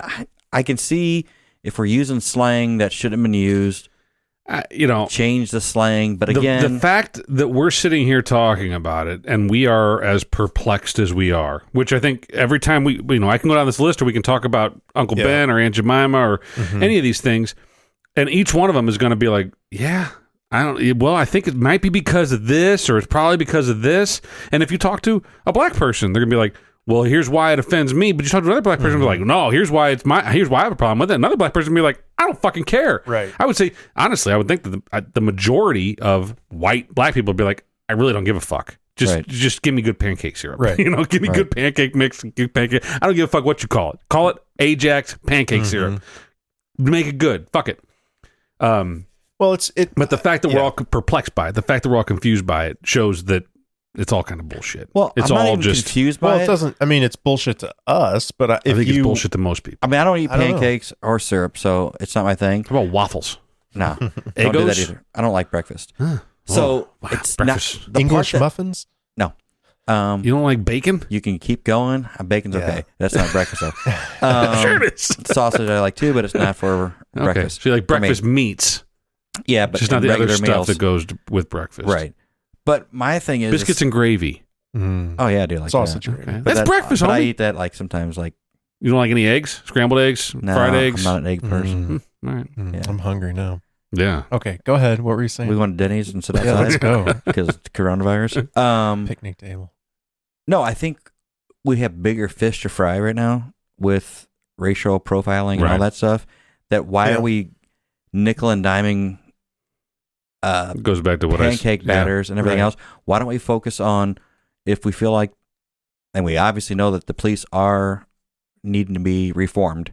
Sure. And let's focus on that. Yeah. Why are we having so many irons in the fire? I think it's that this is not. It seems new to us, but the issue of Aunt Jemima being a problem has been around at least a couple years. And I think back in the day, whatever brand, I don't know, Betty Crocker or whoever makes that, Mills, and other marketers and whatever have been like, what? It's not that big a deal, whatever, and just moved on. And now they're like, okay, it's not that big a deal to change it, and it's obviously a problem to some people, so let's just change it.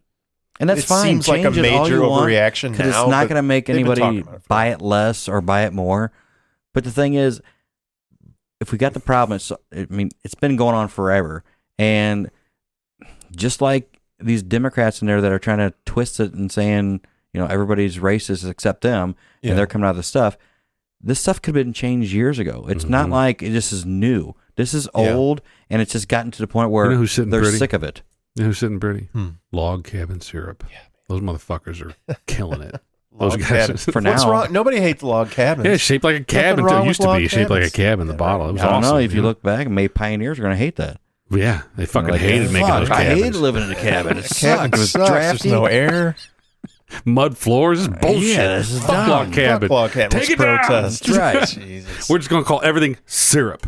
That's right. Well, it's kind of like we talked about off the air, the Confederate flag and the Washington Redskins and any number of things that we think of innocently as that cool logo from the car we love to see driving on TV as a kid, or that football team we root for in the NFC East. You do? Or what? I don't. So but some people do. Yeah, you heard about the SEC telling the state of Mississippi that they're not going to come down there and play any football games until they change their state flag. Yeah, right. Now talk about power. That's a collegiate football conference, sports conference, athletic conference, not just football, but football mostly conference. football. Yeah, it is. that they can make a state in the United States of America change their flag, and they will. They will because there's that much power. Football has that much power. It's revenue. Well, yeah. But do you think that our innocence and our naive attitude towards that, and just like, well, that's just my state flag. That's the team that I root for. That's the TV show I used to watch. I didn't even know it was racist. Yeah. Like, should that win out? Should that take? And I'm not saying it shouldn't. Maybe it should. Like the fact that 50 years at least of attitudes have totally forgotten that was ever a problem, and now it's a we celebrate that. What I found Confederate flag being on a kind of most interesting about the whole Confederate flag thing is that because when I saw that story about the state of Mississippi having to potentially change the flag, I was like what's the deal with the flag? Because you read the comments and there's certain people who be like, that's not even the real Confederate flag. Like the Confederate battle flag is actually white primarily. They one of the original ones. They had very short existence, 4 or 5 years or whatever. But they had 8 fucking flags. Like they couldn't settle on one. Yeah. And they had the what we know as the Confederate flag, the X with the stars and red background, was in the upper left hand corner of their battle flag. And 2 different versions of it, but then they had a bunch of other different versions of Confederate flags too. But the one that you know of that was on the top of the General Lee, that flag was never officially adopted as a flag of the Confederate States of America. Just wasn't. Yeah. Now many others were. So when it's like, yeah. So if people were to really think about it, not just the people who are against it, but the people who think well, this is my heritage. No, it's not. Right. Your heritage, it wasn't even an actual flag that was adopted by the Confederate States. That was at one point. Yes, this was one of the flags. This is the actual stars and bars. First Confederate battle flag. They refer to stars and bars as the X, what we Confederate flag, but the actual stars and bars was 3 bars and the blue star, field up in the upper left hand corner. Look at that! Wow, that's all kinds of controversial. It's party. Yeah. Again, though, what should win out? Should the fact that probably 50 years worth of people seeing the Confederate flag totally innocently and just think because it's a good looking flag, actually, it's I mean, it really is. It's a great appearing flag, and it's been on a iconic car. And in an 80s shitty TV show that doesn't hold up with over time, but I think more it's great. I think more importantly, it was a part of Southern heritage, right? Even for black, white, whatever. It's like you grew up in the South, and it was like this was you relate to this when people were very naive and didn't think about why they related to this flag. Yeah. It was just like, no, I'm from the South. That's my shit. Right. They didn't think much more beyond that. And now we're overthinking it again. There's plenty of that still going on. People from the South who just get super pissed at the idea of you getting rid of their flag. Yeah. It has nothing to do with, well, I'm a closet racist or whatever. Well, no. I mean, sometimes it does. Well, but yeah, no, certainly. But now it's become a big racist thing. But maybe maybe we need to wake up to that and be like, look, this has serious racial overtones. Let's just not. Here's the thing. Celebrate it. If something, is there something that you could see that would come into your purview, that you would see driving down the road or emblazoned on the side of a building, that would hurt your feelings to the point where you would need to create legislation or call your congressman? I mean, is there anything like a swastika, probably? Okay, but would that? So if someone would just put a swastika up on the side of a building, would you be like, "Oh my God, this is violence towards me. I need to make change"? Or would you say like, well, "That's an ignorant fuck," and move on with your life? I mean, because I probably would say that's an ignorant fuck and move on with your life. Now, if I saw enough of it, though, sure, then I'm going to say this is bullshit. Yeah, there's a bunch of ignorant fucks out here, right? And we should probably stop doing that. And if you go down and south, if somebody did that's get what pissed, you see is those flags everywhere. But my point, if somebody did get mad and say, let's try to get some legislation to get rid of that, I wouldn't mind if they got rid of that swastika hanging on the side of that building. No, I wouldn't be upset about it either. But also, my point is to kind of say, live and let live. If you ignore it, it's the whole, sticks and stones will break my bones, words will never hurt me, right? If you ignore it, it'll just go away on its own. If the bully if the bully down the street keeps calling you Four Eyes, and you never let him see that it bothers you, he'll eventually stop calling you fucking Four Eyes. But if every time he calls you Four Eyes, you cry and say, "I fucking hate you, man. I'm going to tell my mom," he's going to keep fucking calling you Four Eyes. Excuse me. So if you fly the Confederate flag and nobody says boo to you, nobody says shit, nobody says anything, right? Right. And eventually you'll be like, "Oh, well, nobody seems to give a fuck about me flying this flag."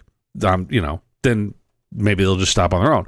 But if you are a racist flying this flag and you know that it bothers a whole shitload of people, they're just going to keep fucking doing it. And more people are going to be buying those fucking flags. When I drive down south and I see the flags, yeah, I also know they're in an area where there is no black people there. Okay.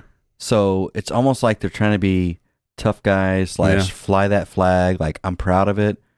And maybe, somebody drives through there, a black person drives through there and sees that, and they do it as a scare tactic. At the same time, I'm proud of this flag. Who the fuck's really proud of a flag? Other than the American flag, which I think everybody should be proud that you live here. Yeah, United States. However, the Illinois flag, the Missouri flag, that's not that. You know what's a cool fucking flag? Here, we got it right here. The St. Louis City flag. This is not exactly it, but it's a fucking great flag. Good looking flag. It's there's very few flags. But I'm not proud of it to where I would. I'm not going to lay down my life for it. Yeah, no. But the American flag, potentially, yes. And if I don't, there's millions of soldiers that either fought for it or fighting for it, right? And that's our flag. But this Confederate flag, personally, if it was me, just get rid of it. Yeah. It's I guess nuisance. My point, only point I'm making is that that war's over. But just ignore it. Just what does it really bother you? That does it change your life? Well, but sure you can. Now it's brought up so much where you can turn your back to it. But it's right there in the face. One potential issue of ignoring it, and this is going to be, it's the stereotypical knee-jerk reaction. What if they ignored what was going on in Germany in the 1930s, and that became a horrible atrocity because we were just like, whatever, let them do what they want to do. If we start to see Southerners start to build camps and start fucking building ovens and they start gassing African Americans or others, we should probably step in. And I know but if so far as they're just hanging a fucking flag from the back of their pickup truck, when they really should probably spend that money on a fucking quarter panel because it's rusted out. As long as they're just doing that and they're just being ignorant fucking bumpkins, by telling them that the flag is wrong, you're not going to stop them from being an ignorant bumpkin. They're still going to be an ignorant bumpkin.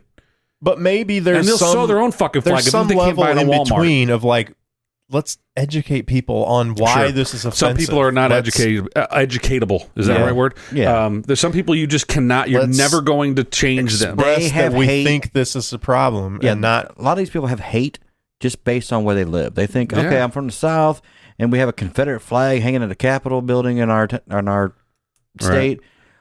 Well, that's the way we got to be. But if nobody shows you that it's not okay to have, you can show hate. these if retards. You think it's okay to be a little bit hateful because nobody said I shouldn't hang this flag. In fact, everybody around me thinks it's pretty cool. I'm going to say we're fortunate enough to be living in an area that we do, that we can actually see both sides of the rainbow. Where you go in some places, and I've been down to the southern part of the states, they don't see both sides. It's one side. Mm-hmm. Yeah. And no matter what it is. I mean, yeah. But you can go from I don't know, name a small town in Alabama over to Montgomery, and you're going to see that's both sides, because Montgomery has a large black population, and you're going to see you're probably not going to see a whole lot of Confederate flags around there. Maybe you'll see one here and there, right? But they pretty much take care of that shit on their own, right? But if you get out on the outskirts of Montgomery and whatever Podunk, Greenbow, Alabama, that's from Forrest Gump, then you're probably going to see quite a few, because they're marking the territory like we're better than. Well, they're ignorant fucks. Like you're fucking dumb. Right? Yeah, they're ignorant assholes. So the point is fucking ignore them. Let them be ignorant assholes. Eventually, they'll weed themselves out. I just think that the more outrage, the more you're just perpetuating it. And honestly, a lot of it is the media perpetuating it. So maybe they got some stock in flag companies that make these things. This also has to do with what I just got done saying a little bit ago, where let's pick our battle and let's go after the big thing right now. The thing that started this whole thing wasn't a flag, wasn't anything other than criminal justice reform, right? And let's fix that, and now we can start taking baby steps back. Because once everybody sees that the police have been reformed, and to seeing everything as it should be, and having everybody else do the correct things, then other things that matter to them, and it matter to everybody that feels that way. Then next thing you know, we can start, adjusting that stuff. Right. But let's focus on reforming these police. I don't think a police should be called out for a cat in a tree. You don't need a fireman. Just call somebody that your local. What do you call them? Here's canine people are changing the subject a little bit on the police reform, the criminal justice reform thing, right? So people want to defund police departments. Here's my take on what the real solution is if you get the police unions out of the police business, because they protect bad cops. They protect all cops. But so in a lot of cases, they protect really good cops, and they should, and they serve a great purpose. But in a lot of cases, they protect bad cops. And Derek Chauvin is a case of that where he was protected. They're like, well, he got punished. They slapped him on the hand. This is union policy. Yeah. We're going to put him on administrative leave, and we're going to right back into the fucking field. If you get the union out of it, and you treat it like any other business. If you're not doing your job, if you're insubordinate, if you're overstepping your bounds, if you've had disciplinary action on you once, and you don't follow through with the prescribed training or whatever you're supposed to do, then you're done. You're done. Right.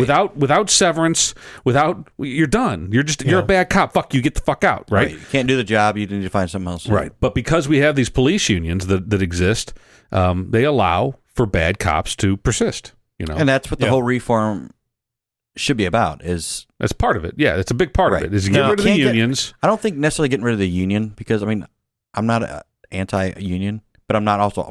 I've never worked for a union. Yeah. But I think it's just let's make it one way.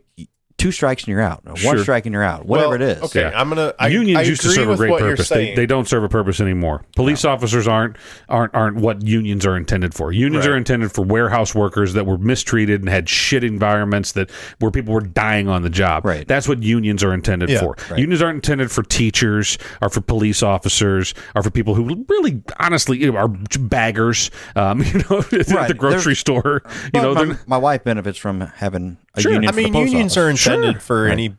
I'm sure she benefits from it, but is it necessary? I'm sorry, Jared, but is it necessary to maintain a good working environment? That's the original. If we go back to the 20s or whatever, the original reason for labor unions was to make sure that the worker was not mistreated, and that there was greater chance of a good work environment if they had representation and they worked as a group. Right. That was the original point of it. We've gotten to a point now where I don't think we need unions in many cases, almost every case, even in the post office case. I would say it's very hard for me to think of an example. Maybe warehouse factory workers and things like that, potentially. But there's very few cases. I don't know that needs to be exclusive to like dangerous jobs or something. Well, I don't know. You can be mistreated in a lot of ways by a company if they're not. I mean, it doesn't have to be. Yeah, So what do you do if you're mistreated in your job? Well, I know the argument is always go somewhere else, right? So why is that even a problem with any other job, warehousing or whatever? Like, why do we have any union if it was okay for those guys to unionize? It would take care of itself if you worked at a warehouse job and the warehouse owner or manufacturing job and the manufacturer treated its employees like shit. Eventually, all those employees would go down the street to the other manufacturer that treats their employees better. Well, why did we come up with it in the first place? Like, why? Because there was no control. Because everybody was treating their employees like shit, and there was no. It's all about profit. They had no power. Right, I know. They had I'm no just power saying. Like at some to, point, we said, "Look, this isn't working. We need to unionize." But the thing is there's no rampant mistreatment of employees going on in the world. Maybe not the world, but in America, there's definitely not. In third world countries, there is. Nike employs a lot of people where they mistreat people, right? Mm-hmm. Apple mistreats a lot of their employees. Maybe they don't directly, but maybe. Again, I'm not pro-union, but maybe that's why. Well, that we don't have rampant mistreating of employees. But maybe we also live in a world where we can communicate things in an instant, and we can take a fucking video in an instant too. We also have HR now that follows a different guidelines. Right. I mean, if I had an issue with my work for whatever reason, I can just what I was going to say about deal with it on the police union, which I think you were saying if it wasn't for that, then they wouldn't feel the need to protect this bad cop, Derek Chauvin, and whatever. But I remember when they said, I think he had something like 17 different complaints about him over the years. I remember thinking, without knowing, I wouldn't doubt it at all if the good cops have a bunch of complaints against them too. Like anytime you arrest some thugs, if they think they can get back at you by complaining about how they were treated, or they might get let out. That's why there's internal affairs departments, and there's why there's policies and there's procedures, and that's why everything needs to get investigated. We're protecting those cops from being wrongfully complained about, just like we're protecting the bad cops from being legitimately complained about. I'm just saying. So the same criminal justice system that those cops are a part of by arresting a perpetrator and putting them through the system, they should be held to that same system. Like, all right, you've arrested somebody. Maybe you had to beat them up because they were resisting arrest. Yeah. Maybe you had to punch them 18 times in the face. I don't know. And now they're claiming police brutality. Right. Well, okay. Now you go through the criminal justice system, and it's determined whether or not you broke the law. Should work. So I just would hate to lose a good cop because he had 2 complaints. Where he, maybe by giving the police union sway and allowing them to intervene here. In many cases, these things don't make it to court, and they're just the union says the union's got 18 billion lawyers or whatever. And they're like, no, we're not going to do that, and they've got a lot of power. There needs to be reform. Not just, there needs bad cops are bad cops. We need to get them out, right? But there needs to be reform on how the system works, and there needs to be accountability by the cops themselves, but like the good cops should want to get rid of the bad cops. They should see that going on and be like, no, you're out, dude. None of us here have your back. Has anybody else noticed that there's a lot of bad cops named Derek? No. It seems, I don't know either, but I don't know if there's only more than one, but it just seems like, just sound like now, a bad cop now name. that I've heard Derek Chauvin, I'm like, it seems like there's probably more Dereks. Well, now you just bashed all the Dereks. Derek. Dang it. I don't know many Dereks, but it seems like it's a bad cop name. Yeah. Doesn't seem like a good What's the quintessential bad cop name? It's probably not Derek. Probably like Jared. Probably. I was going to say, what's the quintessential good cop name? It's good cop name? Chris, Harry, Brian, or something. Dirty Harry. He's a good cop. Okay. But actually, he was dirty, though. He was dirty, but his name's Dirty Harry. It's not clean. He kind of was a bad cop. Yeah. He did a lot of shit on the skirts of policies. But yet he's held up as a great cop. Columbo. Right. Yeah. Right. What was his first name? Who? Columbo. Mm-hmm. Columbo. His first name was Columbo. I have no idea. I don't know what it was. His first name was Cull. It was Chris. Last name was Chris Columbo. Yeah. Yeah. Well, what was Kojak's first we've name? only got a little bit of time left. Let's quickly get into a couple of things. Tearing down statues and nationalism. I think they're kind of related. I wrote down several days ago, nationalism. Does it exist? Well, so they are. I don't know that maybe they're related, but yeah, I guess they're related. But nationalism Yes, it exists. There are a lot of patriots. There are a lot of people that are proud of their country. I would say, I go back to my 70%. There's 15% on each side that are fucking wacky, right? I would say that maybe there's about the 15% on the far right. They think that they're patriots. Then maybe they are patriots, right? And they love their country, and they're probably the most nationalist individuals. And then there's a big swath all the way to the middle and then beyond. So I'd say there's probably 85% of the country is nationalists. And I think that there's these people who are radicals, who are Marxists, who want to destroy the American government as we know it. They want to fundamentally change the way this country operates. And those people, they have no nationalism. They don't like this country. They want to change it. They want to. Well, they like the country. They just don't like the way it's ran. Right. Well, they just think that think that there's a better way. They think that they think that the communism or Marxism, socialism is a better way, and it's okay. It's historically never worked anywhere, but you're welcome to your opinion. But you can't just force that to happen. There's a process, right? And so fine. If you think that Joe Biden is going to get you closer to that, all right, then vote for him. But maybe the majority of the country, he'll win the electoral vote and he will be the president. And we'll see if Joe Biden But he's not a socialist. No, he's not. He's a dumbass, but he's not a socialist. He's a puppet that somebody sticks their hand up his ass and talks for him. It's all he is. Right. So I don't... But I think it's even in that middle swath of people that probably aren't as extreme or whatever... If you said, yeah, most of those people are nationalists, they still love our country or whatever, I would say, yeah, but they don't love what they're seeing. And so where it used to be kind of, we all realize, yeah, we're different, we don't all agree, but we still love, I love my country. I don't love what I'm seeing going on right now. I don't love what's happening in Seattle. I don't love what's happening in Atlanta. I don't love the divide and the discourse between races and everything. And it's like, that is our country right now. Yeah. Is it bad that I'm taking a stance? And I mean, I typically don't take the stance. I mean, I get angry about the things that I see, but at this point I'm like, well, it's not here.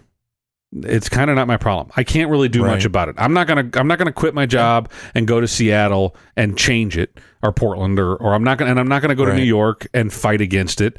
There's not much I can do other than vote for people who I think won't allow that shit to happen. There's not much I can do. And I can watch the news and I can get pissed off about it, or I can sit here and I could spout my opinions on a podcast that 8 people listen to.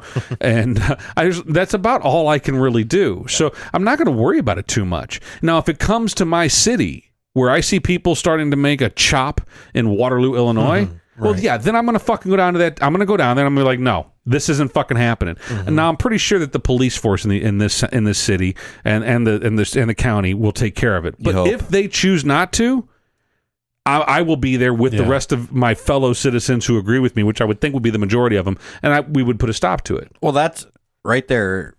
I don't think it'll ever come to that. Nationalists, those people that are doing the chop stuff and all that kind of shit, they're not nationalists. No. They're there just to shit disturb. Yeah. And if we want to, we'll go right into the statues. They're there looking at, what can I do to stir the pot? What can I do to upset pushing buttons, the nationalists, by saying, I don't like this statue because it just ain't pretty. Or they have reasons, but sometimes they're just so far and abstract that it doesn't make sense.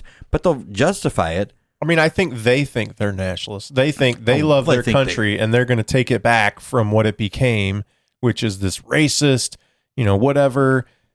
And we're going to get rid of all that. And so they think they love this country so much that they're willing to take over 6 blocks of Seattle. They're laid off and they have nothing else better to do. Maybe. And they want to act cool by having a mask on with a gun on their hip and say, let's just... I mean, it is fun to destroy shit. I mean, I've said this before. I mean, everybody likes to break glass and do this shit, and that's what they're doing. They're just out there because they got nothing else to do. Yeah, the problem is other people's shit. Right. So they're in effect so much nicer. They're breaking the law. They're destroying other people's property. That's these are very real laws. And I hope that, I don't care if it's in Portland or Seattle or wherever, Minnesota, that I hope that these people are prosecuted. There's got to be video that eventually they'll find these people, and I hope that these I know there's a lot of mayors and governors and that are like, oh well, no, we're not gonna prosecute the protesters. Like, no, these people are criminals, and so it doesn't matter. At some point, I don't think it matters what the prosecutor says. If you're a store owner and you have video of someone and you know who that motherfucker is, and you say, I want to press charges against that person because they broke the front glass of my store and they stole my shit. Right. So that's a real thing. I mean, there will be lawsuits. The thing. They're not protesters. It's protesters are the ones that are, after they get done protesting, walk home and say, right, we'll come back tomorrow. We're going to go make more signs. They're not. Right. Protesting is not sitting in front of and taking over a freaking police precinct and again, and all that shit. That's not protesting. Go back to after George Floyd was killed and the protests that happened then. Everybody was on the same page. Yes, we'll fucking make signs for you. We'll march with you. Yeah, fix that shit. That's fucking wrong, right? But as soon as you start blowing shit up and burning buildings down for no fucking reason, you lost me, right? I'm still pallets of bricks got dropped off, so Antifa can go and start throwing the shit. I'm still with the people that go home every night and make more signs. I'm still with those people. Yeah. You know? I am too. But fuck you. As soon as you throw something, furthermore, as soon as you say that it's every white person's fault, fuck you. It's not. When a lot of them are white people that are sitting there doing shit. It's like that's the part that's hypocritical. That's an extreme accusation. That's an extreme statement, and you can't make those kinds of extreme statements without having some pretty fucking radical evidence to prove your point. It's just it's insanity. You can't say like, well, all white people are evil. It's like that's just as bad as the inverse of that statement, right? So that's the problem I have with it. Is like because we exist, because I grew up in a different city or town or whatever, that I'm an evil person. I'm not. I'm on your side. As long as you don't do stupid shit like burn fucking Wendy's to the ground. So that's dumb. I'm not going to defend that. They got a good burger. I completely agree with you, but I'm just going to play devil's advocate here. As you tend to do. As I tend to do. Yeah. I have seen guys interviewed on the news after throwing a brick through a window of whatever, where the attitude is like, we're so angry about the state of things that making a sign and standing in front of some building isn't enough. So that makes it proven that makes to it be okay? not enough. Well, I'm not saying it's okay. I'm just explaining their attitude. Right. And then it's so not only so that's part of it. That's not working anymore. It's proven to not work. We've done that for years, and clearly still people are getting killed by cops. Okay. This is their mindset. Okay. So we need to do more. Well, what is more? We need to get your attention. How are we going to get it? We're going to burn this place shit down. Okay. And I've also heard the whole perspective of like when they're looting and taking things out of stores, that it was like, you all, white people, have had yours long enough. We're taking ours now.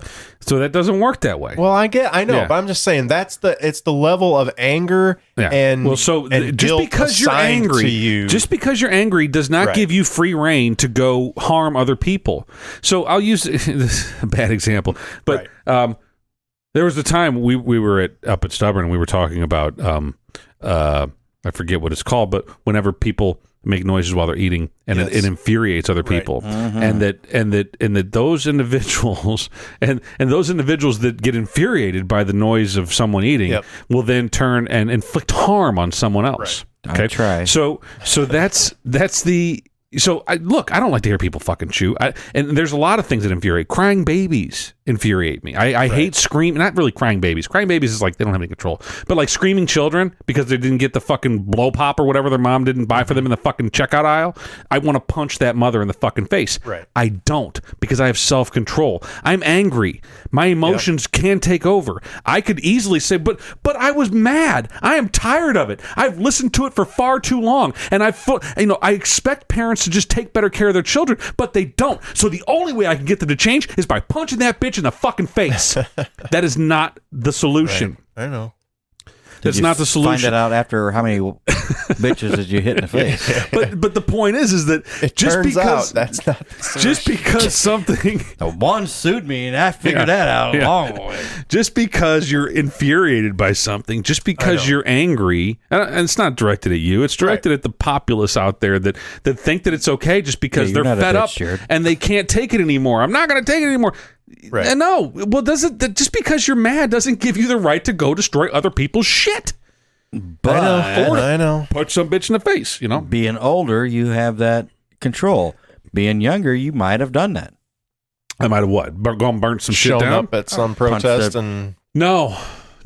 And I'll say this, and this is not a racial statement at all, because I was raised right, and there's a lot of black and white and Latino and Chinese and Asian Americans, Native Americans who also wouldn't, because their mom and dad said, we don't fucking do that shit. Mm-hmm. Yeah, we don't hit women, but if the dad's there, punch the fuck out of him.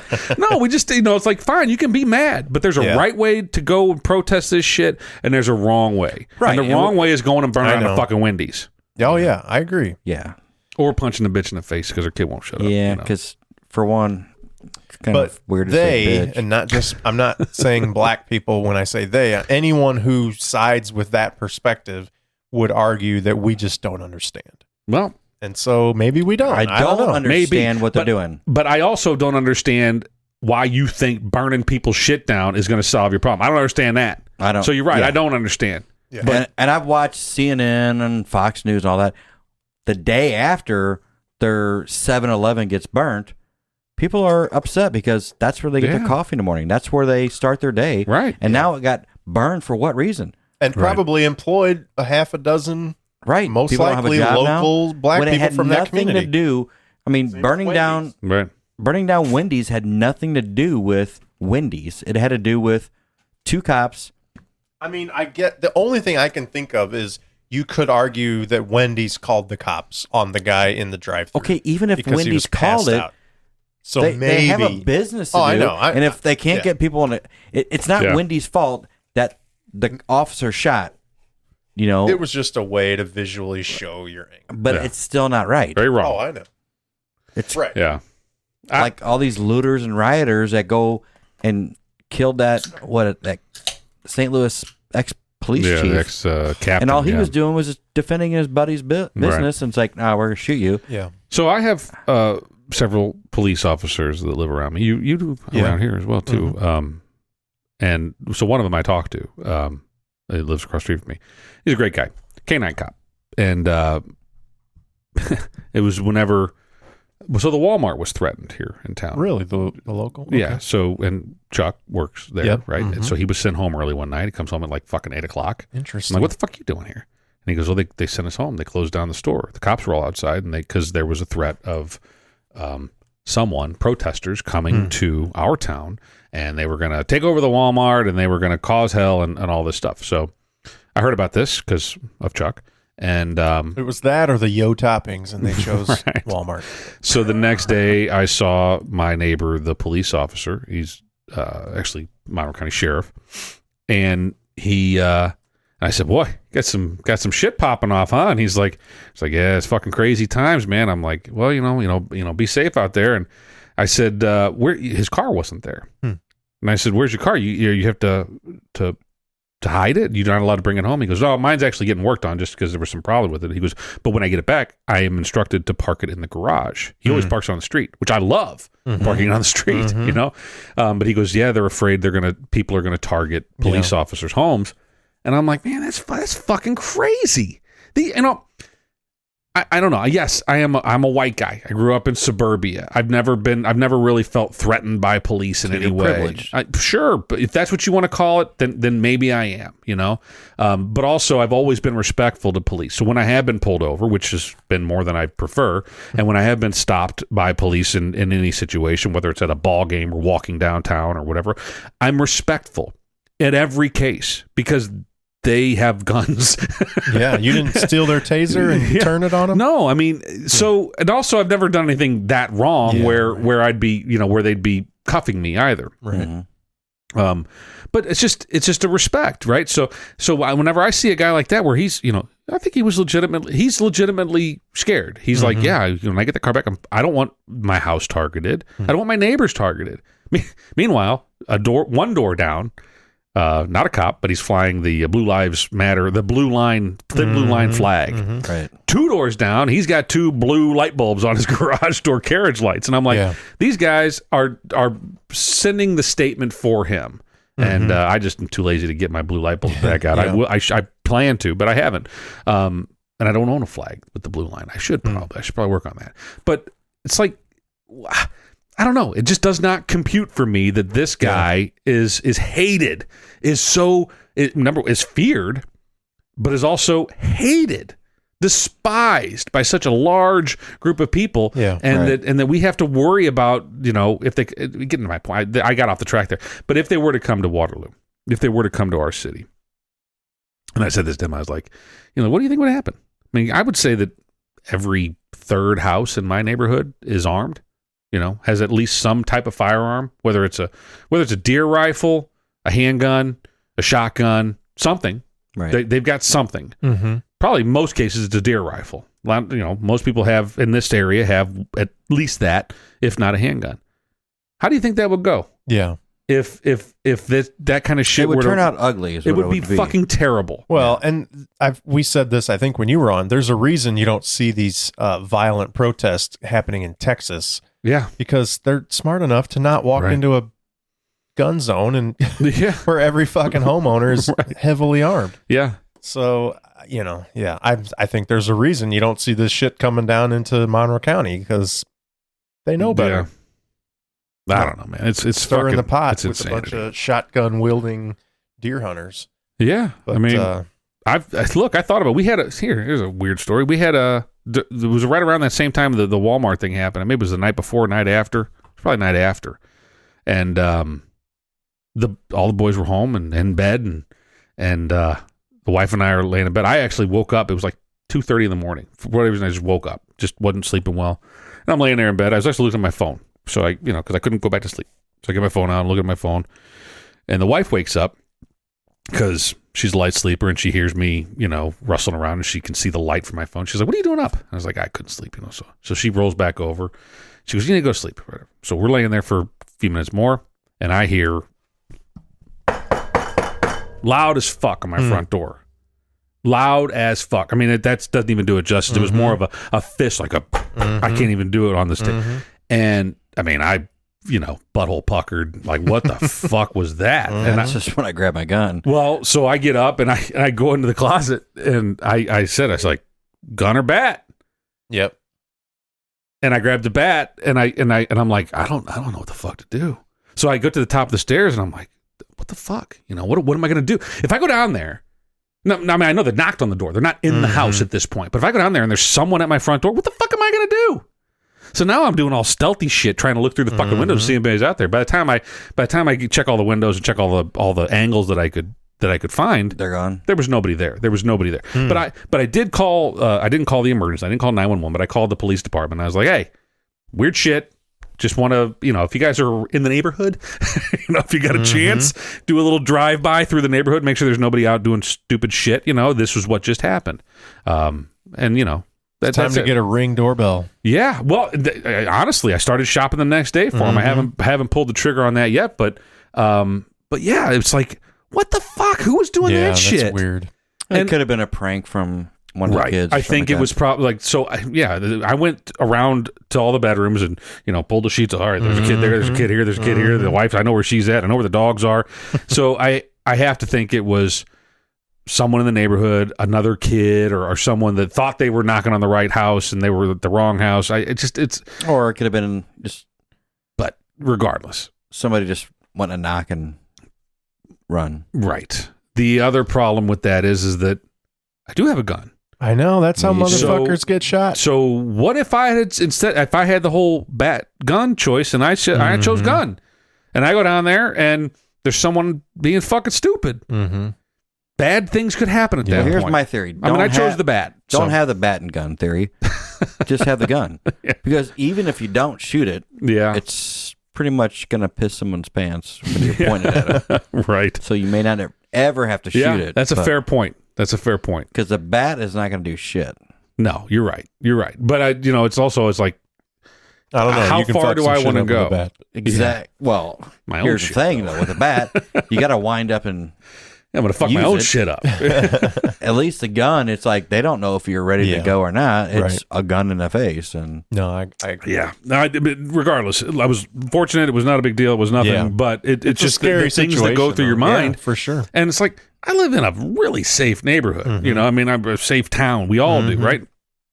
The fact that went through my head when I heard that I had to make that fucking choice is like, okay, we're living in a fucked up world right now.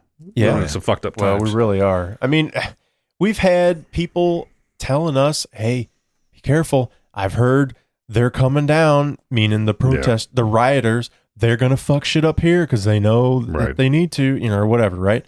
And it's like, and nothing happened. Right. But you're sleeping with one eye open that night, You're like wondering who's going to come into your neighborhood. And then we had the peaceful protest that happened in town. Yeah. It wasn't entirely peaceful. I don't think there was any issues or whatever. No. But the thing that goes through my mind is like, but what are we inviting? So great. I'm glad it was peaceful, and I don't know how many people were there, but if the word gets out and they're like, oh shit, here's our chance, and now we got Antifa, or we got a fucking pallet of bricks being delivered in the middle of fucking Market Street, Right. I was like, we just don't need that shit. Yeah. I don't mind the peaceful protests. I don't have a problem with that. In a certain region, but it's almost kind of hypocritical to have it in a all white area or predominantly white neighborhood. It's almost like, and you're inviting somebody to say, what the fuck were you thinking when you put this together? Because you don't know what we're going through. You'd have to ask, some of the organizers, why is this an all-white community? What's that? Why is this an all-white community? You think it's because just coincidentally no black people ever moved here? No, I know that's not true. Well, it's not all white. There's black folks that live here. There ain't many of them. No, you're right. And I've seen firsthand where they move in, and about 6 months later they move out because they were not welcomed here. And recently? Yeah. Well, I don't know about that recent. I mean, recently in the last several years. When I lived in town, there was a doctor that lived like 2 doors down, and he was married to a white woman, and he never got messed with. So I'm just saying, we've seen. You guys familiar with sundown towns? Do you know what sundown towns are? No. There was a whole book written about it, I think, and the city of Columbia, Illinois, not Waterloo, was featured in it, and it was. There were so they posted a sign on the edge of town. There may have been signs at one point, but there's still a siren that sounds every day. Okay, I've heard a siren there in Columbia. Meaning what? That was allegedly the signal to anybody that wasn't white, get the fuck out of town. Interesting. There's a book written about it. I think the book is called Sundown Towns. You can find it on Amazon. I'm not promoting it. I'm not saying it's right. I'm not saying it's accurate. I'm just saying I heard this information. He's trying to get the hate to Columbia. How do we get one here? But no, I think that our town potentially was one at one time too. Just they just kept this fucking siren going off every day because no one knows where it's at. Yeah, no one knows how to turn it off. My point is, I think we have a not overtly, so covertly racist town. And I think there's a reason we're 98%, if not more, white. And to have a protest saying Black Lives Matter and bringing some awareness to that maybe isn't a mistake in this community. I don't think just because we're mostly white means we need to not worry about what's happening to black people. What? It's not that I'm saying we shouldn't be worried about it. It's nice if it's sincere. But I think it was sincere. Well, I think it was. What's not sincere about it? Some of these people going downtown fucking saying hypocrites. Some of these woke folk, some of it maybe. They're the internet social justice warriors, and they're like, we're gonna have a peaceful protest too because I want to have a good Instagram post, and yay me, and look at me, I'm so woke, and I put a black fucking square on my social media. Fuck you. Yeah, that doesn't solve shit. There's some of that. Solve something. Let's have a fucking conversation about it. Have a conversation with the black person about this shit. Don't just post something on your fucking Facebook or your Instagram, and don't go and organize a protest where it's just a bunch of white people that live in the same rural town that you live in. I'm saying that part, I agree that there's a lot of that bullshit going on and people that just want a nice Instagram post or whatever. But I'm saying just because we're an all-white town and a bunch of all-white people showed up to protest doesn't make it illegitimate, doesn't make it bullshit. I'm not saying 100% illegitimate, and we should probably maybe wait for him to get back because it was his point. But I think that there were some people there that were not legitimate that are there, and I think it's probably about half and half. But people that are genuinely concerned and genuinely care about reforming the criminal justice system and really really care about Black Lives Matter and what it's supposed to be about. Mm-hmm. There's those people, but then there's other people that are just like, oh, I have to do this, or I want to do this so that I can be accepted by the masses, or they're just lonely and scared. Furthermore, Black Lives Matter. It's, I think, widely considered to be a legitimate organization, a good, legitimate. Well, the fact that it is an organization it's irritating to me. Look, it should be a statement. Not an organization. Right. Well, but it is an organization. It is run by a woman who is very widely announced that she's a Marxist. I mean, she's not, and they are collecting money, and it is being funneled directly to Joe Biden. There's political motivations. They are not about what they claim to be about, in my opinion. I mean, go read more about them. I think you could put hold a sign up that says Black Lives Matter, and you could wholeheartedly believe that mindset. Yeah. That Black Lives Matter, just like yellow lives and brown and red and white lives. Sure, yeah. But it could also mean I'm a supporter of the organization Black Lives Matter. So I think the statement Black Lives Matter, which is what the majority of Americans are behind right now, and why we're all heading, and everybody's not feeling good about it, but they're like, we all agree we need to fix this. Black lives do matter, and that's it's true. Mm-hmm. I think I think now more than I did a year ago, more than I did whenever the Kaepernick stuff was going off. I get what Black Lives Matter means. I don't think I got it before. I was kind of pissed about it too. Like, well, no, fuck you, all lives matter. But now I get it. It's I think the reason why we living in this area didn't get it before was it started after Michael Brown. Well, it was before Michael Brown. It was, but it was vague. Popped off more with Michael Brown. That's when it got big. Yeah. And when we saw what went on, when you have a young man who decides he wants to assault a police officer and challenge a police officer and fight for his gun. We took it as though it was Black Lives Matter was founded on a lie. It's like hands up, don't shoot is not based in truth. Mm-hmm. Correct. Because we seen what happened, and obviously it's not a racial thing. It's more, a lot of people said the same thing. It doesn't matter what your color is. They said, yeah, this guy challenged a police officer. Right. He assaulted a police officer. He tried to take his gun, and then he thought he could just... It's going to get you dead. Yes, and he ends up getting shot. Granted, he did not have a weapon, but his fists were the weapon. Yeah, and he made a lot of bad choices that day. Ever since then, that BLM came around, it almost was like wait a minute, what happened? I mean, the police officer who got off, I don't think he got off. I mean, his life is ruined. Yeah. He's canceled. Right. Yeah. To bring our shit full circle. I don't think it was a white on black crime there. That was just the situation that came about. It happened to be a black young man who thought he was above the law, and he found out that he wasn't. But I agree. Like you said, that's what makes our attitudes about hands up, don't shoot, and Black Lives Matter. We almost shrug it off, like whatever. That's a bunch of bullshit. It shouldn't necessarily be a bunch of bullshit, but we know when you got organizations pumping money behind certain candidates and political motives or whatever. When it becomes blurred. Yeah. I mean, my first instinct... It's all muddled now because of the organization has become almost too big. It's like if it was just, awareness. Yeah, if it was just fight for this right cause. Just call it something different. Call it something like the People for the Reform of the Criminal Justice System to the benefit of all humans. Right. Okay, come up with a thing. I saw a photo of the local Waterloo protest, and this little girl, she was probably 10 years old, had a sign up that she made, and at the bottom of that sign, it said Black Lives Matter. And my first instinct was to just like with attitude, just be like, whatever. Because I'm instantly seeing the organization and the politics behind it and all that stuff. And I'm like, that's a problem that I, with an innocent heart and empathy for what's going on, when I react that way to seeing that sign, that's a problem. Yeah. Now take an asshole who doesn't have empathy and maybe does have some racist tendencies, and when they see that sign, like, what do they think? Right.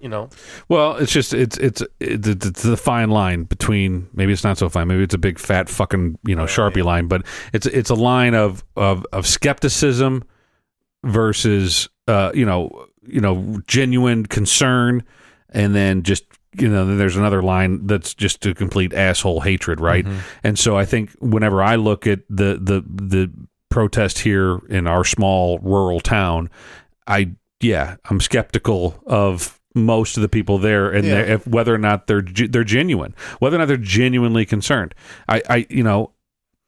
If they were, then maybe they should have gone over to the city. Maybe they should have gone over there. If they were that concerned from the jump, head on over there. Head on over there right. and hold your fucking sign. And that's why I have an issue with it. Is it's falling on deaf ears happening in.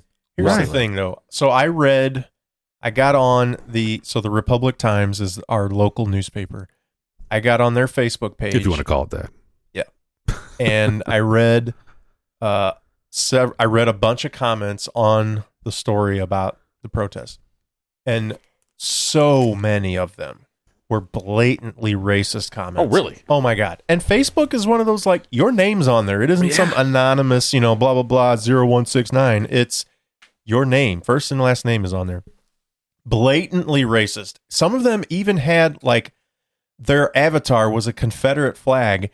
And it was this woman saying, I can't wait to get out of this town. I think she happened to be moving coincidentally anyway. She was like moving in like 5 days. And she's like, I can't wait to move in 5 days to get out of this town. Not because it's racist, because you had people out protesting racism. Right. That's why she wanted to leave, because the way this town is. It's so white or basic, or no, because it was so people fighting against racism that she wanted to leave. And I'm like, that's why there's a protest in town, because there are people like her with a Confederate flag avatar bitching about the protesters, about people fighting for equality.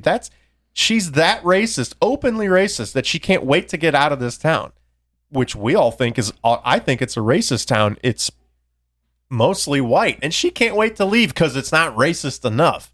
Right. That's what these protesters are battling. But that's why I think it was a nonsense to be here, because why? It clearly wasn't. They need to wake people up. Bullshit that now, if we were, I don't care if it was 50-50 split. Let's have it, and let's show support for our fellow, black community people, But when we're not doing that, and we're doing it with a bunch of white people, it's almost like you're trying to get a kudo from the local newspaper. You're trying to get a kudo. Right, they want to get some screen time. If you're a kid who grows up in a community where people have their Facebook avatar as a Confederate flag, and they're saying things like, I can't wait to get out of this town because it's not racist enough.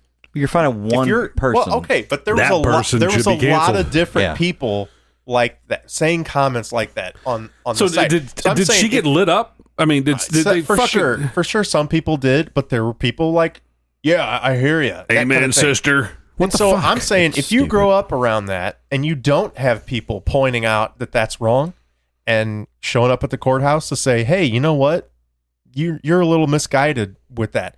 Then you grow up that way, and next thing you're raising kids that way. You're not going to that's fix where the that protest person. Matters. You're not going to fix that person. Well, and all the protests in the world, you might fix their kid. Maybe, right? But all the protests in the world, all of the posters and the parades or marches or whatever are not going to fix little Betty Confederate and make her not racist. You're right. But I'm saying, you're right. By you might not be able standing up ever, even the littlest amount, you might be able to save enabling it. her children. Maybe you can inform her children. Yeah. But there's people honestly, paying attention. It doesn't even have to be her kids. Just people observing, going, you know what? She says this shit, and nobody says anything about it. Maybe it's acceptable. Maybe that's normal mindset. I don't know. I mean, well, but that goes both ways, right? Now that's reprehensible what she did. It's fucking bad. That's right? An extreme example, but it was there. But sure. And so now the other side of that coin is whenever there's people out there saying that, like, all white cops are all cops are bastards, or ACAB, or all white people are guilty of and need to pay slave reparations or something like that. I mean, I'm not saying who said that. I don't know if anybody's ever said that. I imagine someone has. We can't do that kind of shit. That's not the fucking solution to the problem. Completely. It's insanity. I'm just saying, I didn't show up at the protest, but I don't think that we should roll our eyes at it and be like, whatever, that's not necessary here in this town. We're all white. I just don't know. I don't know what the value is in it. We can beg to differ on that. I just feel like I know a lot of people in town, so it makes it even more when I see certain people that are doing it when I know. Right. Some of those people there were just in it for the attention and whatever. And they probably are racist. And me, I look at it like, I personally don't care what color somebody is. I don't judge a person based on color. And I find it real annoying when you live in a community like this. You're almost prejudged to say, oh, you're from Waterloo. Oh, the racist area. Even though I'm not. I mean, maybe there are people racist here, and I've heard there are a lot of people say how racist they are. Right. But again, I'm not that way. I don't care. No, I don't want to be labeled that because I'm from Waterloo, and you don't want to be, but that's why I moved out of town. At least I'm not in town. Right. Now you're out in the country like all them other racists. No. My neighbors ain't racist. Yeah, I know. It's such a complicated issue. It's such a touchy subject, and it's so more in-depth than any of us can even acknowledge. We're talking about generations of here's the other problem. Local and political. And the other problem with this conversation is just like when it comes to a discussion about abortion, or that we're told we're not even allowed to even talk about this. Yeah, we're not allowed to have an opinion on this because we have white privilege and we don't understand. Yeah. When it comes to abortion, because we're male and we don't have baby making parts. My wife didn't want us to have this conversation because she's afraid of what backlash there will be. And I'm like, that's part of the problem, that we are afraid to have a conversation about it. But again, I think that, we're going to get canceled, taking it back to the beginning. If you're afraid of that maybe it is a lot of people. There is a loud minority of people. I'm not saying minority in that sense. It's like the silent majority versus the very vocal minority that is out there ready to fucking destroy anybody who has a dissenting opinion than they do. And it's there. And I don't think any of us have said anything in this past hour and a half or whatever. Almost 2 hours. Oh, Jesus. Oh, boy. We need to remember that. I don't think we've said anything that is reprehensible. I think that everything that, I mean, I don't know. I'd listen back and see if I've said anything stupid, but I don't think so. I don't think so. And I think that I would love to have a deeper conversation with someone, who has a different opinion than us, whether they be white or black or Hispanic or Asian American or whatever. I don't care, but I think that's what it's going to take to solve problems. Solving problems is not burning shit down. Honestly, marching, again, to go back to the point you were making earlier, is like, well, we have to burn shit now because no one's paying attention whenever we just march. Mm-hmm. Okay, so you just admitted that marching doesn't solve the problem. But we've also proven that burning shit down doesn't solve the fucking problem.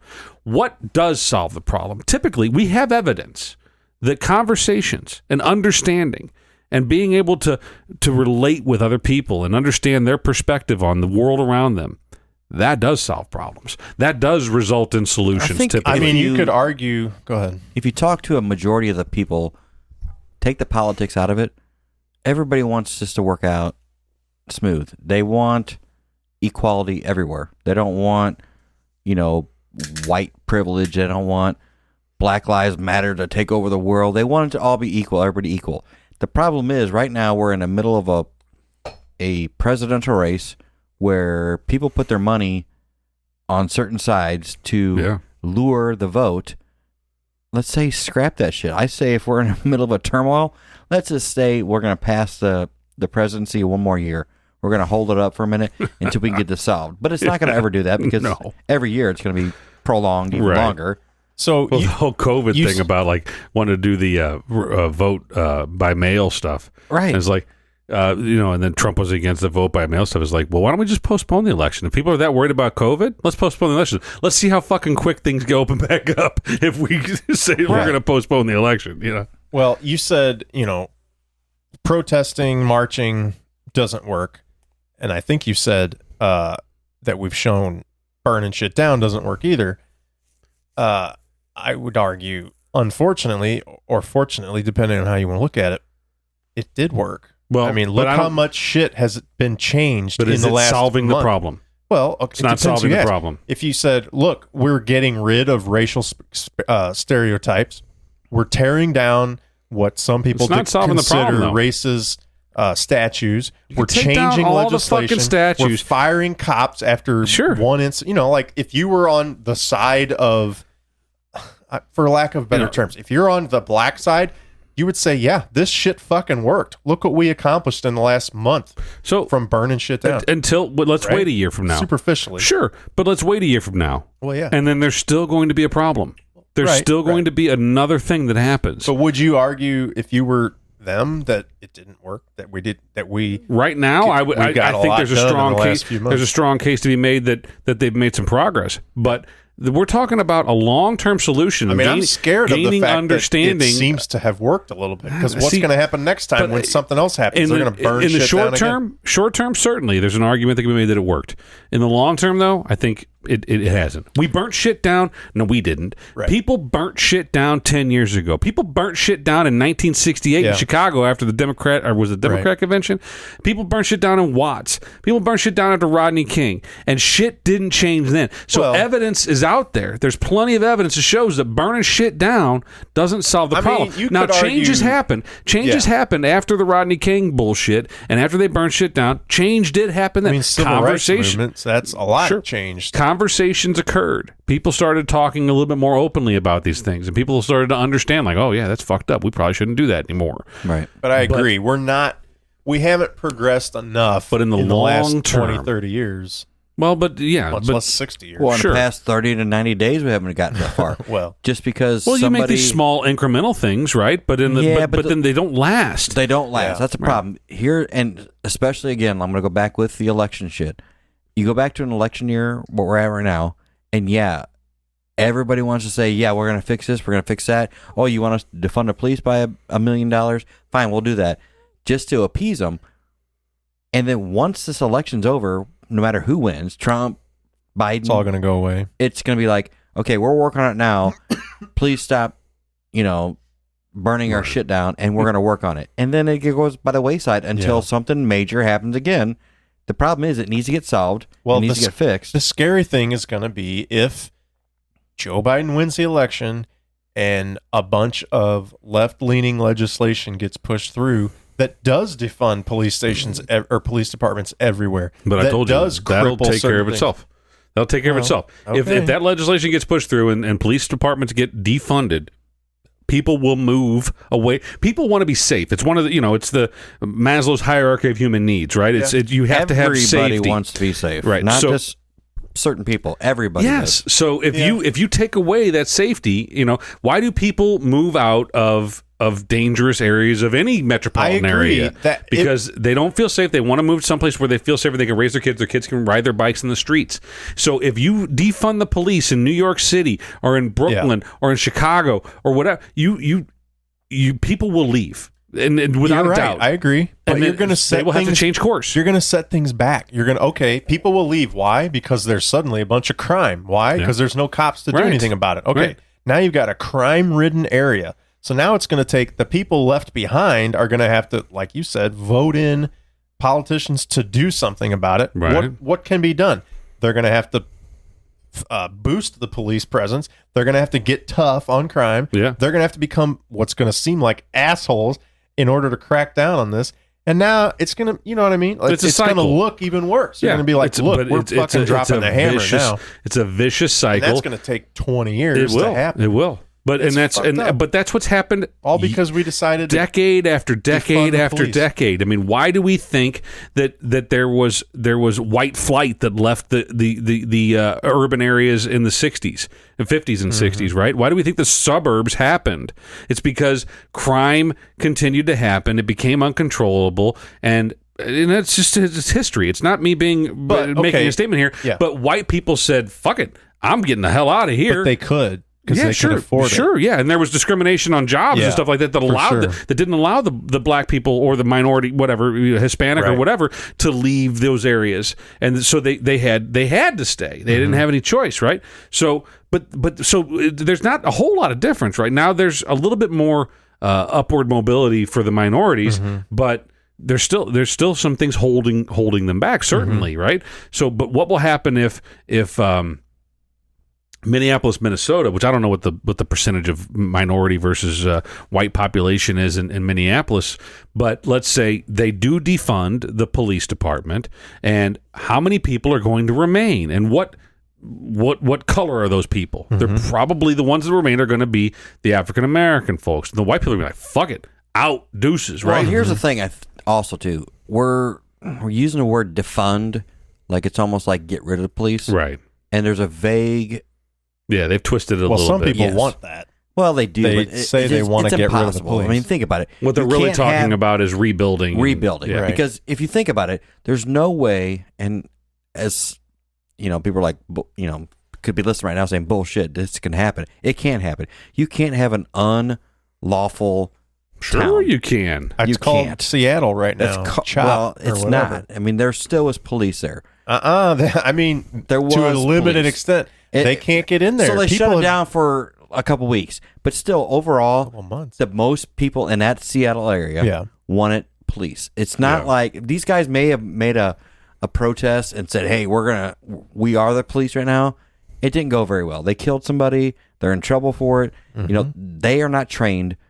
We're not going to have a country where every state I agree. has most likely that's not going to happen. No, but all it's going to take reform. If you had a 15% reduction in police budget everywhere, there'd be a lot less cops on this patrolling. But you know there'd what? Be a lot what more crime city do you on. Here? Just us, right? And we know who we are. We're three middle-aged white guys.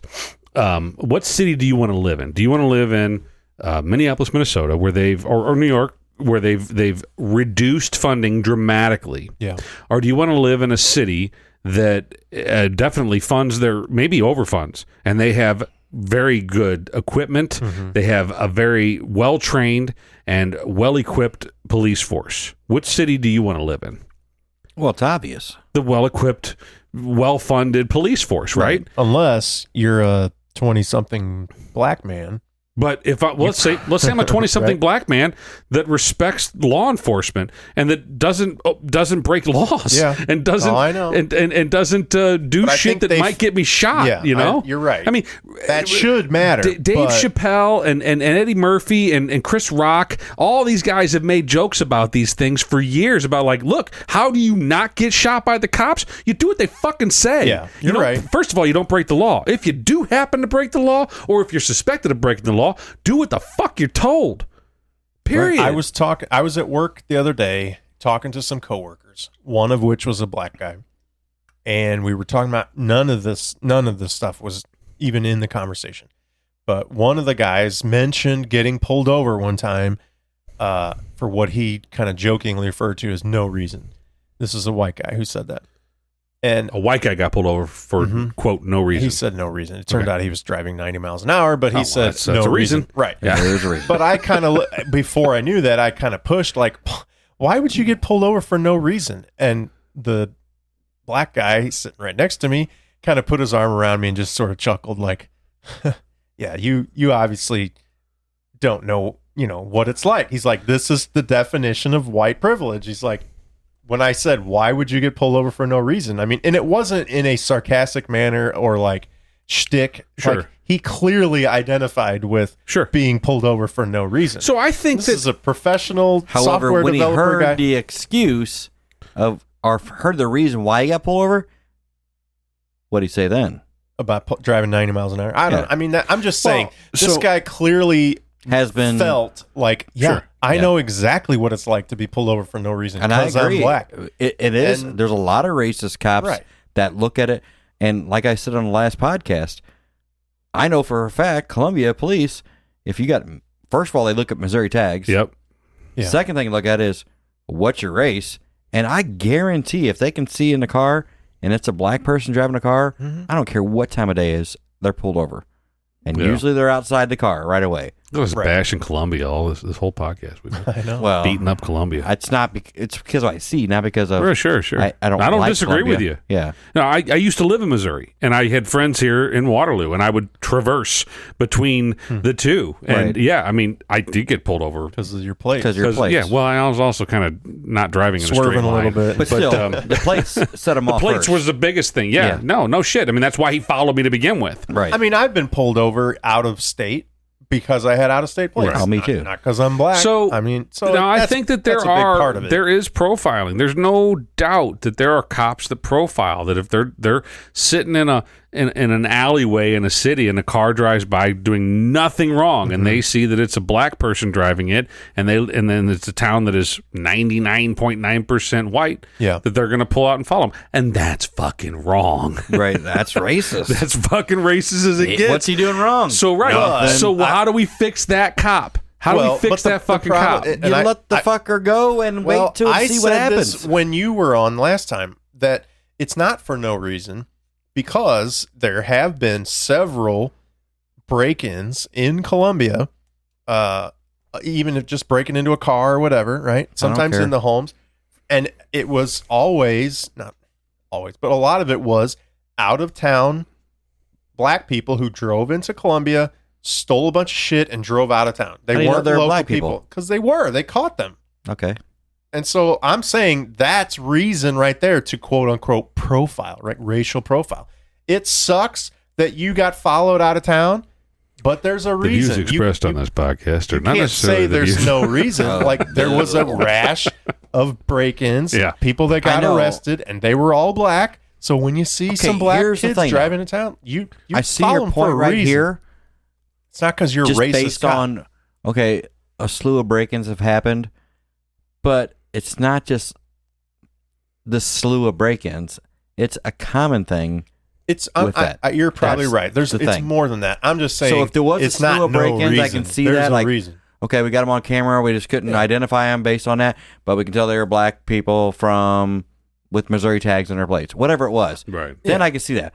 But it's not like it's just only whenever there's a call for a slew of black men coming to town. I'm just saying, if there was a bunch of middle-aged, redhead white women who stole shit from a gift shop. There was a gas station. And then you get pulled over because you're a middle-aged, redhead white woman. Would you be like, I got pulled over for no reason? There was a gas station at the entrance to my subdivision growing up, and we used to ride our bikes down there and get bullshit candy and sodas or whatever. And we'd walk down there some days or whatever. Yeah. And there was one day that me and my buddies, we walked down to this gas station, and I, for whatever reason, I had a lot of money in my pocket. It was all probably ones or whatever, but I had this wad of cash in my pocket. And I had picked up whatever I was going to buy, and I realized that I had all this money in my pocket. I didn't want to be thumbing through it at the fucking counter with this, in front of everybody. And so I went off into a corner. I had the stuff that I was going to buy, which was a soda and some fucking Hostess or something like that. And I was taking out Figured money. out what it was going to cost. I was taking out enough money so that I didn't have to pull out this whole big fucking wad of ones. And while I was doing this, the gas station attendant says, "Hey," yells at me, like, "Get the fuck out of it. What are you doing back there? I know what you're fucking doing. I've seen you there before stealing shit." I'd never fucking stolen anything from that place. But he saw some other fucking punk-ass white kid. That. Right. But he saw some other punk-ass white kid that did steal shit. Right. And he thought that I was, I fit the fucking bill. All white kids are the same. But it's all those around that area, too. It was all white kids. There wasn't a whole lot of black kids around there. But now, is that profiling? No. Do I understand why he thought that? Yes, I was being suspicious in hindsight. No, not the time. And I was like, fuck that guy. I didn't do anything wrong. I was counting money. You pocket all that you shit. Stand in the corner with a you. bunch of stuff, and you're looking down. Yeah, but I ended up walking up and paying for everything that I fucking had. And I actually told him, I was like, I had a lot of money. I didn't want to fucking pull it out in front of everybody. Right.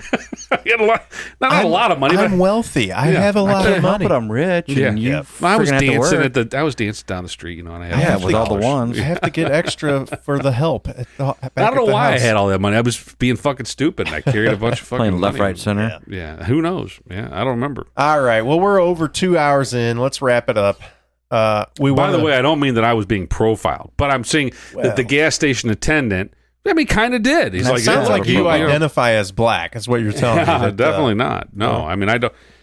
No, I definitely don't. But all right. Well, we want to thank you for the waist down. Is thank that the everybody for listening from the waist down. Jesus, the knees up. That was not a racist comment. Yeah. What? Whoa. Yeah. That statement's okay. I think they Asians appreciate. are really mad at you right now. The Asians are furious with us. God. Okay, man. We just derailed at the last second here. Yeah. I didn't do anything wrong. Well, we thank you for listening and subscribing and downloading. We do. We want to thank Bill for sitting in with us. Yeah, it's fun. I don't even know if we knew what all we were going to get into tonight. Yeah, I didn't have a clue. It was fun. So, it's all good.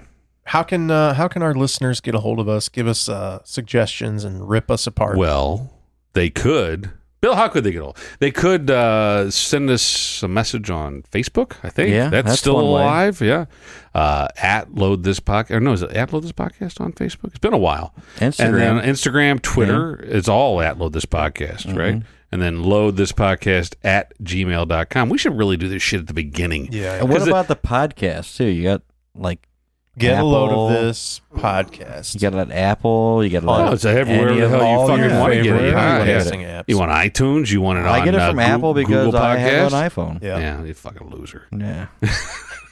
Stable. Secure. No need for a antivirus. I don't have that either. Yeah, I know, but your phone has to boot up every day. No, shuts down blue screen of death. It's funny. See, it's funny the misconception that these of people have. I've got a Android phone for work. It's probably some old ass phone that's never been it's an S10. Okay, the damn thing. Every time it wants to shut down, it's got this little data dot on here, and it restarts. Okay, half the time it can't even tell my boss where I'm at. GPS wise. So does your company put some like bloatware on there to make sure that they're that they know where the fuck you're at? They have one app that they put on there. Well, maybe that's the fucking problem. Well, they use Google to find where I'm at every day, so I just don't like. Yeah, maybe is that the one you use to watch all your porn? No, I don't watch porn. I just talk about it on a podcast that you listen to. Yeah. No, it's funny. I got in a conversation with my niece's boyfriend about Android versus Apple again, and he was bashing Chromebooks, and I was like, I'm it's not even worth the argument. No. It's like, yes, I agree. Apple, the iPhone is an amazing piece of equipment. Yeah. Macs and MacBooks, and they're great devices, but so are Chromebooks, and so are Android phones, and so are Windows machines. Yeah, they're all good. They're not garbage. But the fact that anybody that doesn't have a green or doesn't have a blue bubble on their text conversation is chastised, is canceled. I mean, I have the blue bubble, but I can turn it off too, just to make it seem like I'm equal with everybody else. Yeah. That can be turned off. No, I think it's funny. I think it's funny, the cult of Apple. That's another podcast. We've done stuff about that before, but I keep meaning to look that up to like see if there is like other people that have written articles about the cult of the iPhone. Oh, sure. Yeah, it's huge. I mean, it's kind of sad, really. But I do like. But what great marketing! I mean, how fucking great is Steve Jobs and this Tim Cook motherfucker? Mm-hmm. How great are these guys that they have indoctrinated a generation of consumers to think that this is the only device you can use. Yes, we know there are dozens of other manufacturers out there that can make you a phone. They'll do the exact same thing, arguably better, but this is the one you need. Otherwise, your friends will not be your friends because your bubble is green. I tell you what, I probably wouldn't have an Apple phone if I would never have a MacBook and things of that nature. But I like the way the MacBook Pro works. Yeah. Like I have the credit card. I have all that stuff from Apple because it all... You are fully in the tank. It goes it all works great. And the credit card's freaking phenomenal. It's just like an American Express You're going card. to get the Apple implant, the chip, whenever they come out with that? I don't like GPS right now when they're tagging me, so there's no way I'm putting that in my arm. Go ahead and put that chip in my arm, yeah. Yeah, nah. If there's some kind of like fee on it to give me some extra money. Well, that's what they'll do. Give me some Apple Bucks. They'll be like, look, if you want to be an early adopter, we're going to give you credits on the Apple Store. Oh yeah, and all you have to do is implant this chip in your brain, or your arm, or your neck, or whatever. Speak our verbiage from Tim, and allow us to listen to every single thought and word that comes out of your brain. Well, they do right now. Yeah, well, sure, right. Yeah, but now maybe they can even do it before it even comes out of your mouth. It's just a thought. Like you thought some shit. Well, that'd be cool because then they can like cut me off when I say the wrong thing. Yeah, maybe. Like, whoa, don't say that. Or they could cancel you. Your arm vibrates when you get ready to say the wrong thing. Cancel you because you thought the wrong thing. Butthole starts itching. Don't say that. What? Yeah. What'd he say? He said my butthole starts itching. Okay. You know not to say that anymore. Puckers up. Yeah. I don't know what I thought I heard. All right. Well, let's wrap this up. I think I heard butthole saturation. I think that's what butthole saturation. Yeah. What did he actually say? Itching. Starts itching. Okay. Butthole saturation. That's a wet fart, I think, is what they, in common That's vernacular. a whole other problem. Yeah. We talk about it next time. Saturated flatulence. Yeah. All right. I had a fantasy football team named Saturated Flatulence for 1 year. Wow, saturated. 1 year it only lasted. Yeah, I can't imagine why. Yeah, well, some things are fleeting. Yeah. Okay. And that note, until next time, I'm Jared. I'm Ryan. I'm Bill. And get a load of this.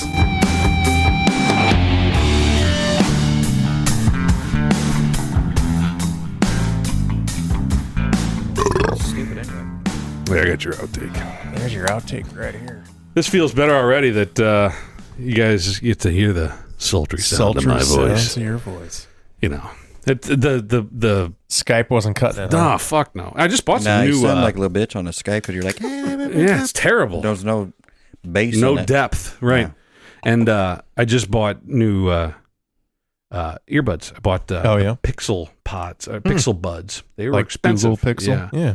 They are not cheap. I bought them because I was tired of fucking around with other alternatives, and I'm on the phone all day long. And I typically use my cell phone because of VPN through my work. That it fails if I try to do too much. Right. So I'd use my phone, and I just got tired of fucking with them. They kept fucking up. So like, fuck it. I'm going to spend the money. I'm going to buy what is arguably the best on the market. Right? They're fucking terrible. Oh yeah. They're dropping out. I mean, then I went and read a bunch. I knew that there was issues. Like there was a bunch of news stories about the Pixel Pods have issues and they're cutting out, the audio cuts out and stuff. But I'm like, it's Google. They'll fix this shit. Yeah, that's weird. fucking Google. Yeah, just an update. Right. So they've had I want to say like 75 firmware updates for these things since they released. Jesus. they're on like Google firmware actually update 96 now. They're actually not known for their hardware. They've had a lot of hardware over the years. Well, their phone is great. The phones are great, but they've tried like speaker systems and shit, and they're gone. In a year. I still have them. I've had them for 2 days now. I'm not thrilled, but I'm still reserving judgment. So we'll see how things work out and give it like another week or two. But if it's still a problem, I've already had one support call with them, and that was good. It went well. They were able to help me and fix the problem. They told you to buy AirPods. Yeah, it's like if you're Apple. I just bought some. I bought some wireless earbuds that were a no-name Chinese thing off Amazon. Yeah. But they were still like $40, so it wasn't like they were, something you buy in garbage. the checkout lane at Walmart. But they weren't Apple AirPods either. But anyway, when I first put them in, I thought something was wrong. They're broken. They sounded so bad. It was so trebly and thin. There was no low end. I'm like, what the fuck? So our podcast would have sounded terrible. Oh yeah, it was awful. Yeah. They came with like 4 different sets of the little rubber, inserts that go over the end of it. And so you're supposed to get the right size. And I thought I had a size that fit okay. And it just was terrible. And I'm reading the reviews and I'm reading the manual. Is there some way to turn the bass up? What the fuck? And somebody in the reviews, and then Carter also suggested try a different size, a smaller size of the rubber insert that you can fit in your ear more. That it makes it snug. And that was all the difference in the world. Like I tried one size smaller and I could actually like stick it far enough in my ear that it would plug everything up. And it was, now that sounds perfect. But it was, and there were. See, I hate earbuds. Yeah. I'm not a big fan of them either. I've got a set of Beats and they wrap over your ear and they go in. Way better than just the ones that go in your ear. Right. Yeah. Well, that's true, but it's also they're low profile. They don't they don't snag on anything. I will say that the Pixel Buds, they're pretty good. The way that they go in your ear, they have this little arm that sticks out, and so you stick the nipple in your ear, and then you twist it in, and it kind of locks into your. You know, your ear has this natural like hook in there, or whatever. Right. It's hard to explain, but it works very good. And I have large ear holes, so typically earbuds don't work for me because they fucking fall out. Even with the biggest doohickey on it, they just don't work. But these fit really well, almost to the point where it causes me a little bit like vertigo. Like they fit, like it was almost too good. I was like, I can't fucking do it. Close everything off around here. So I got to get used to them. They're just almost too good. They block out other stuff. But anyway, yeah. All right, let's do this. You ready? Mm-hmm.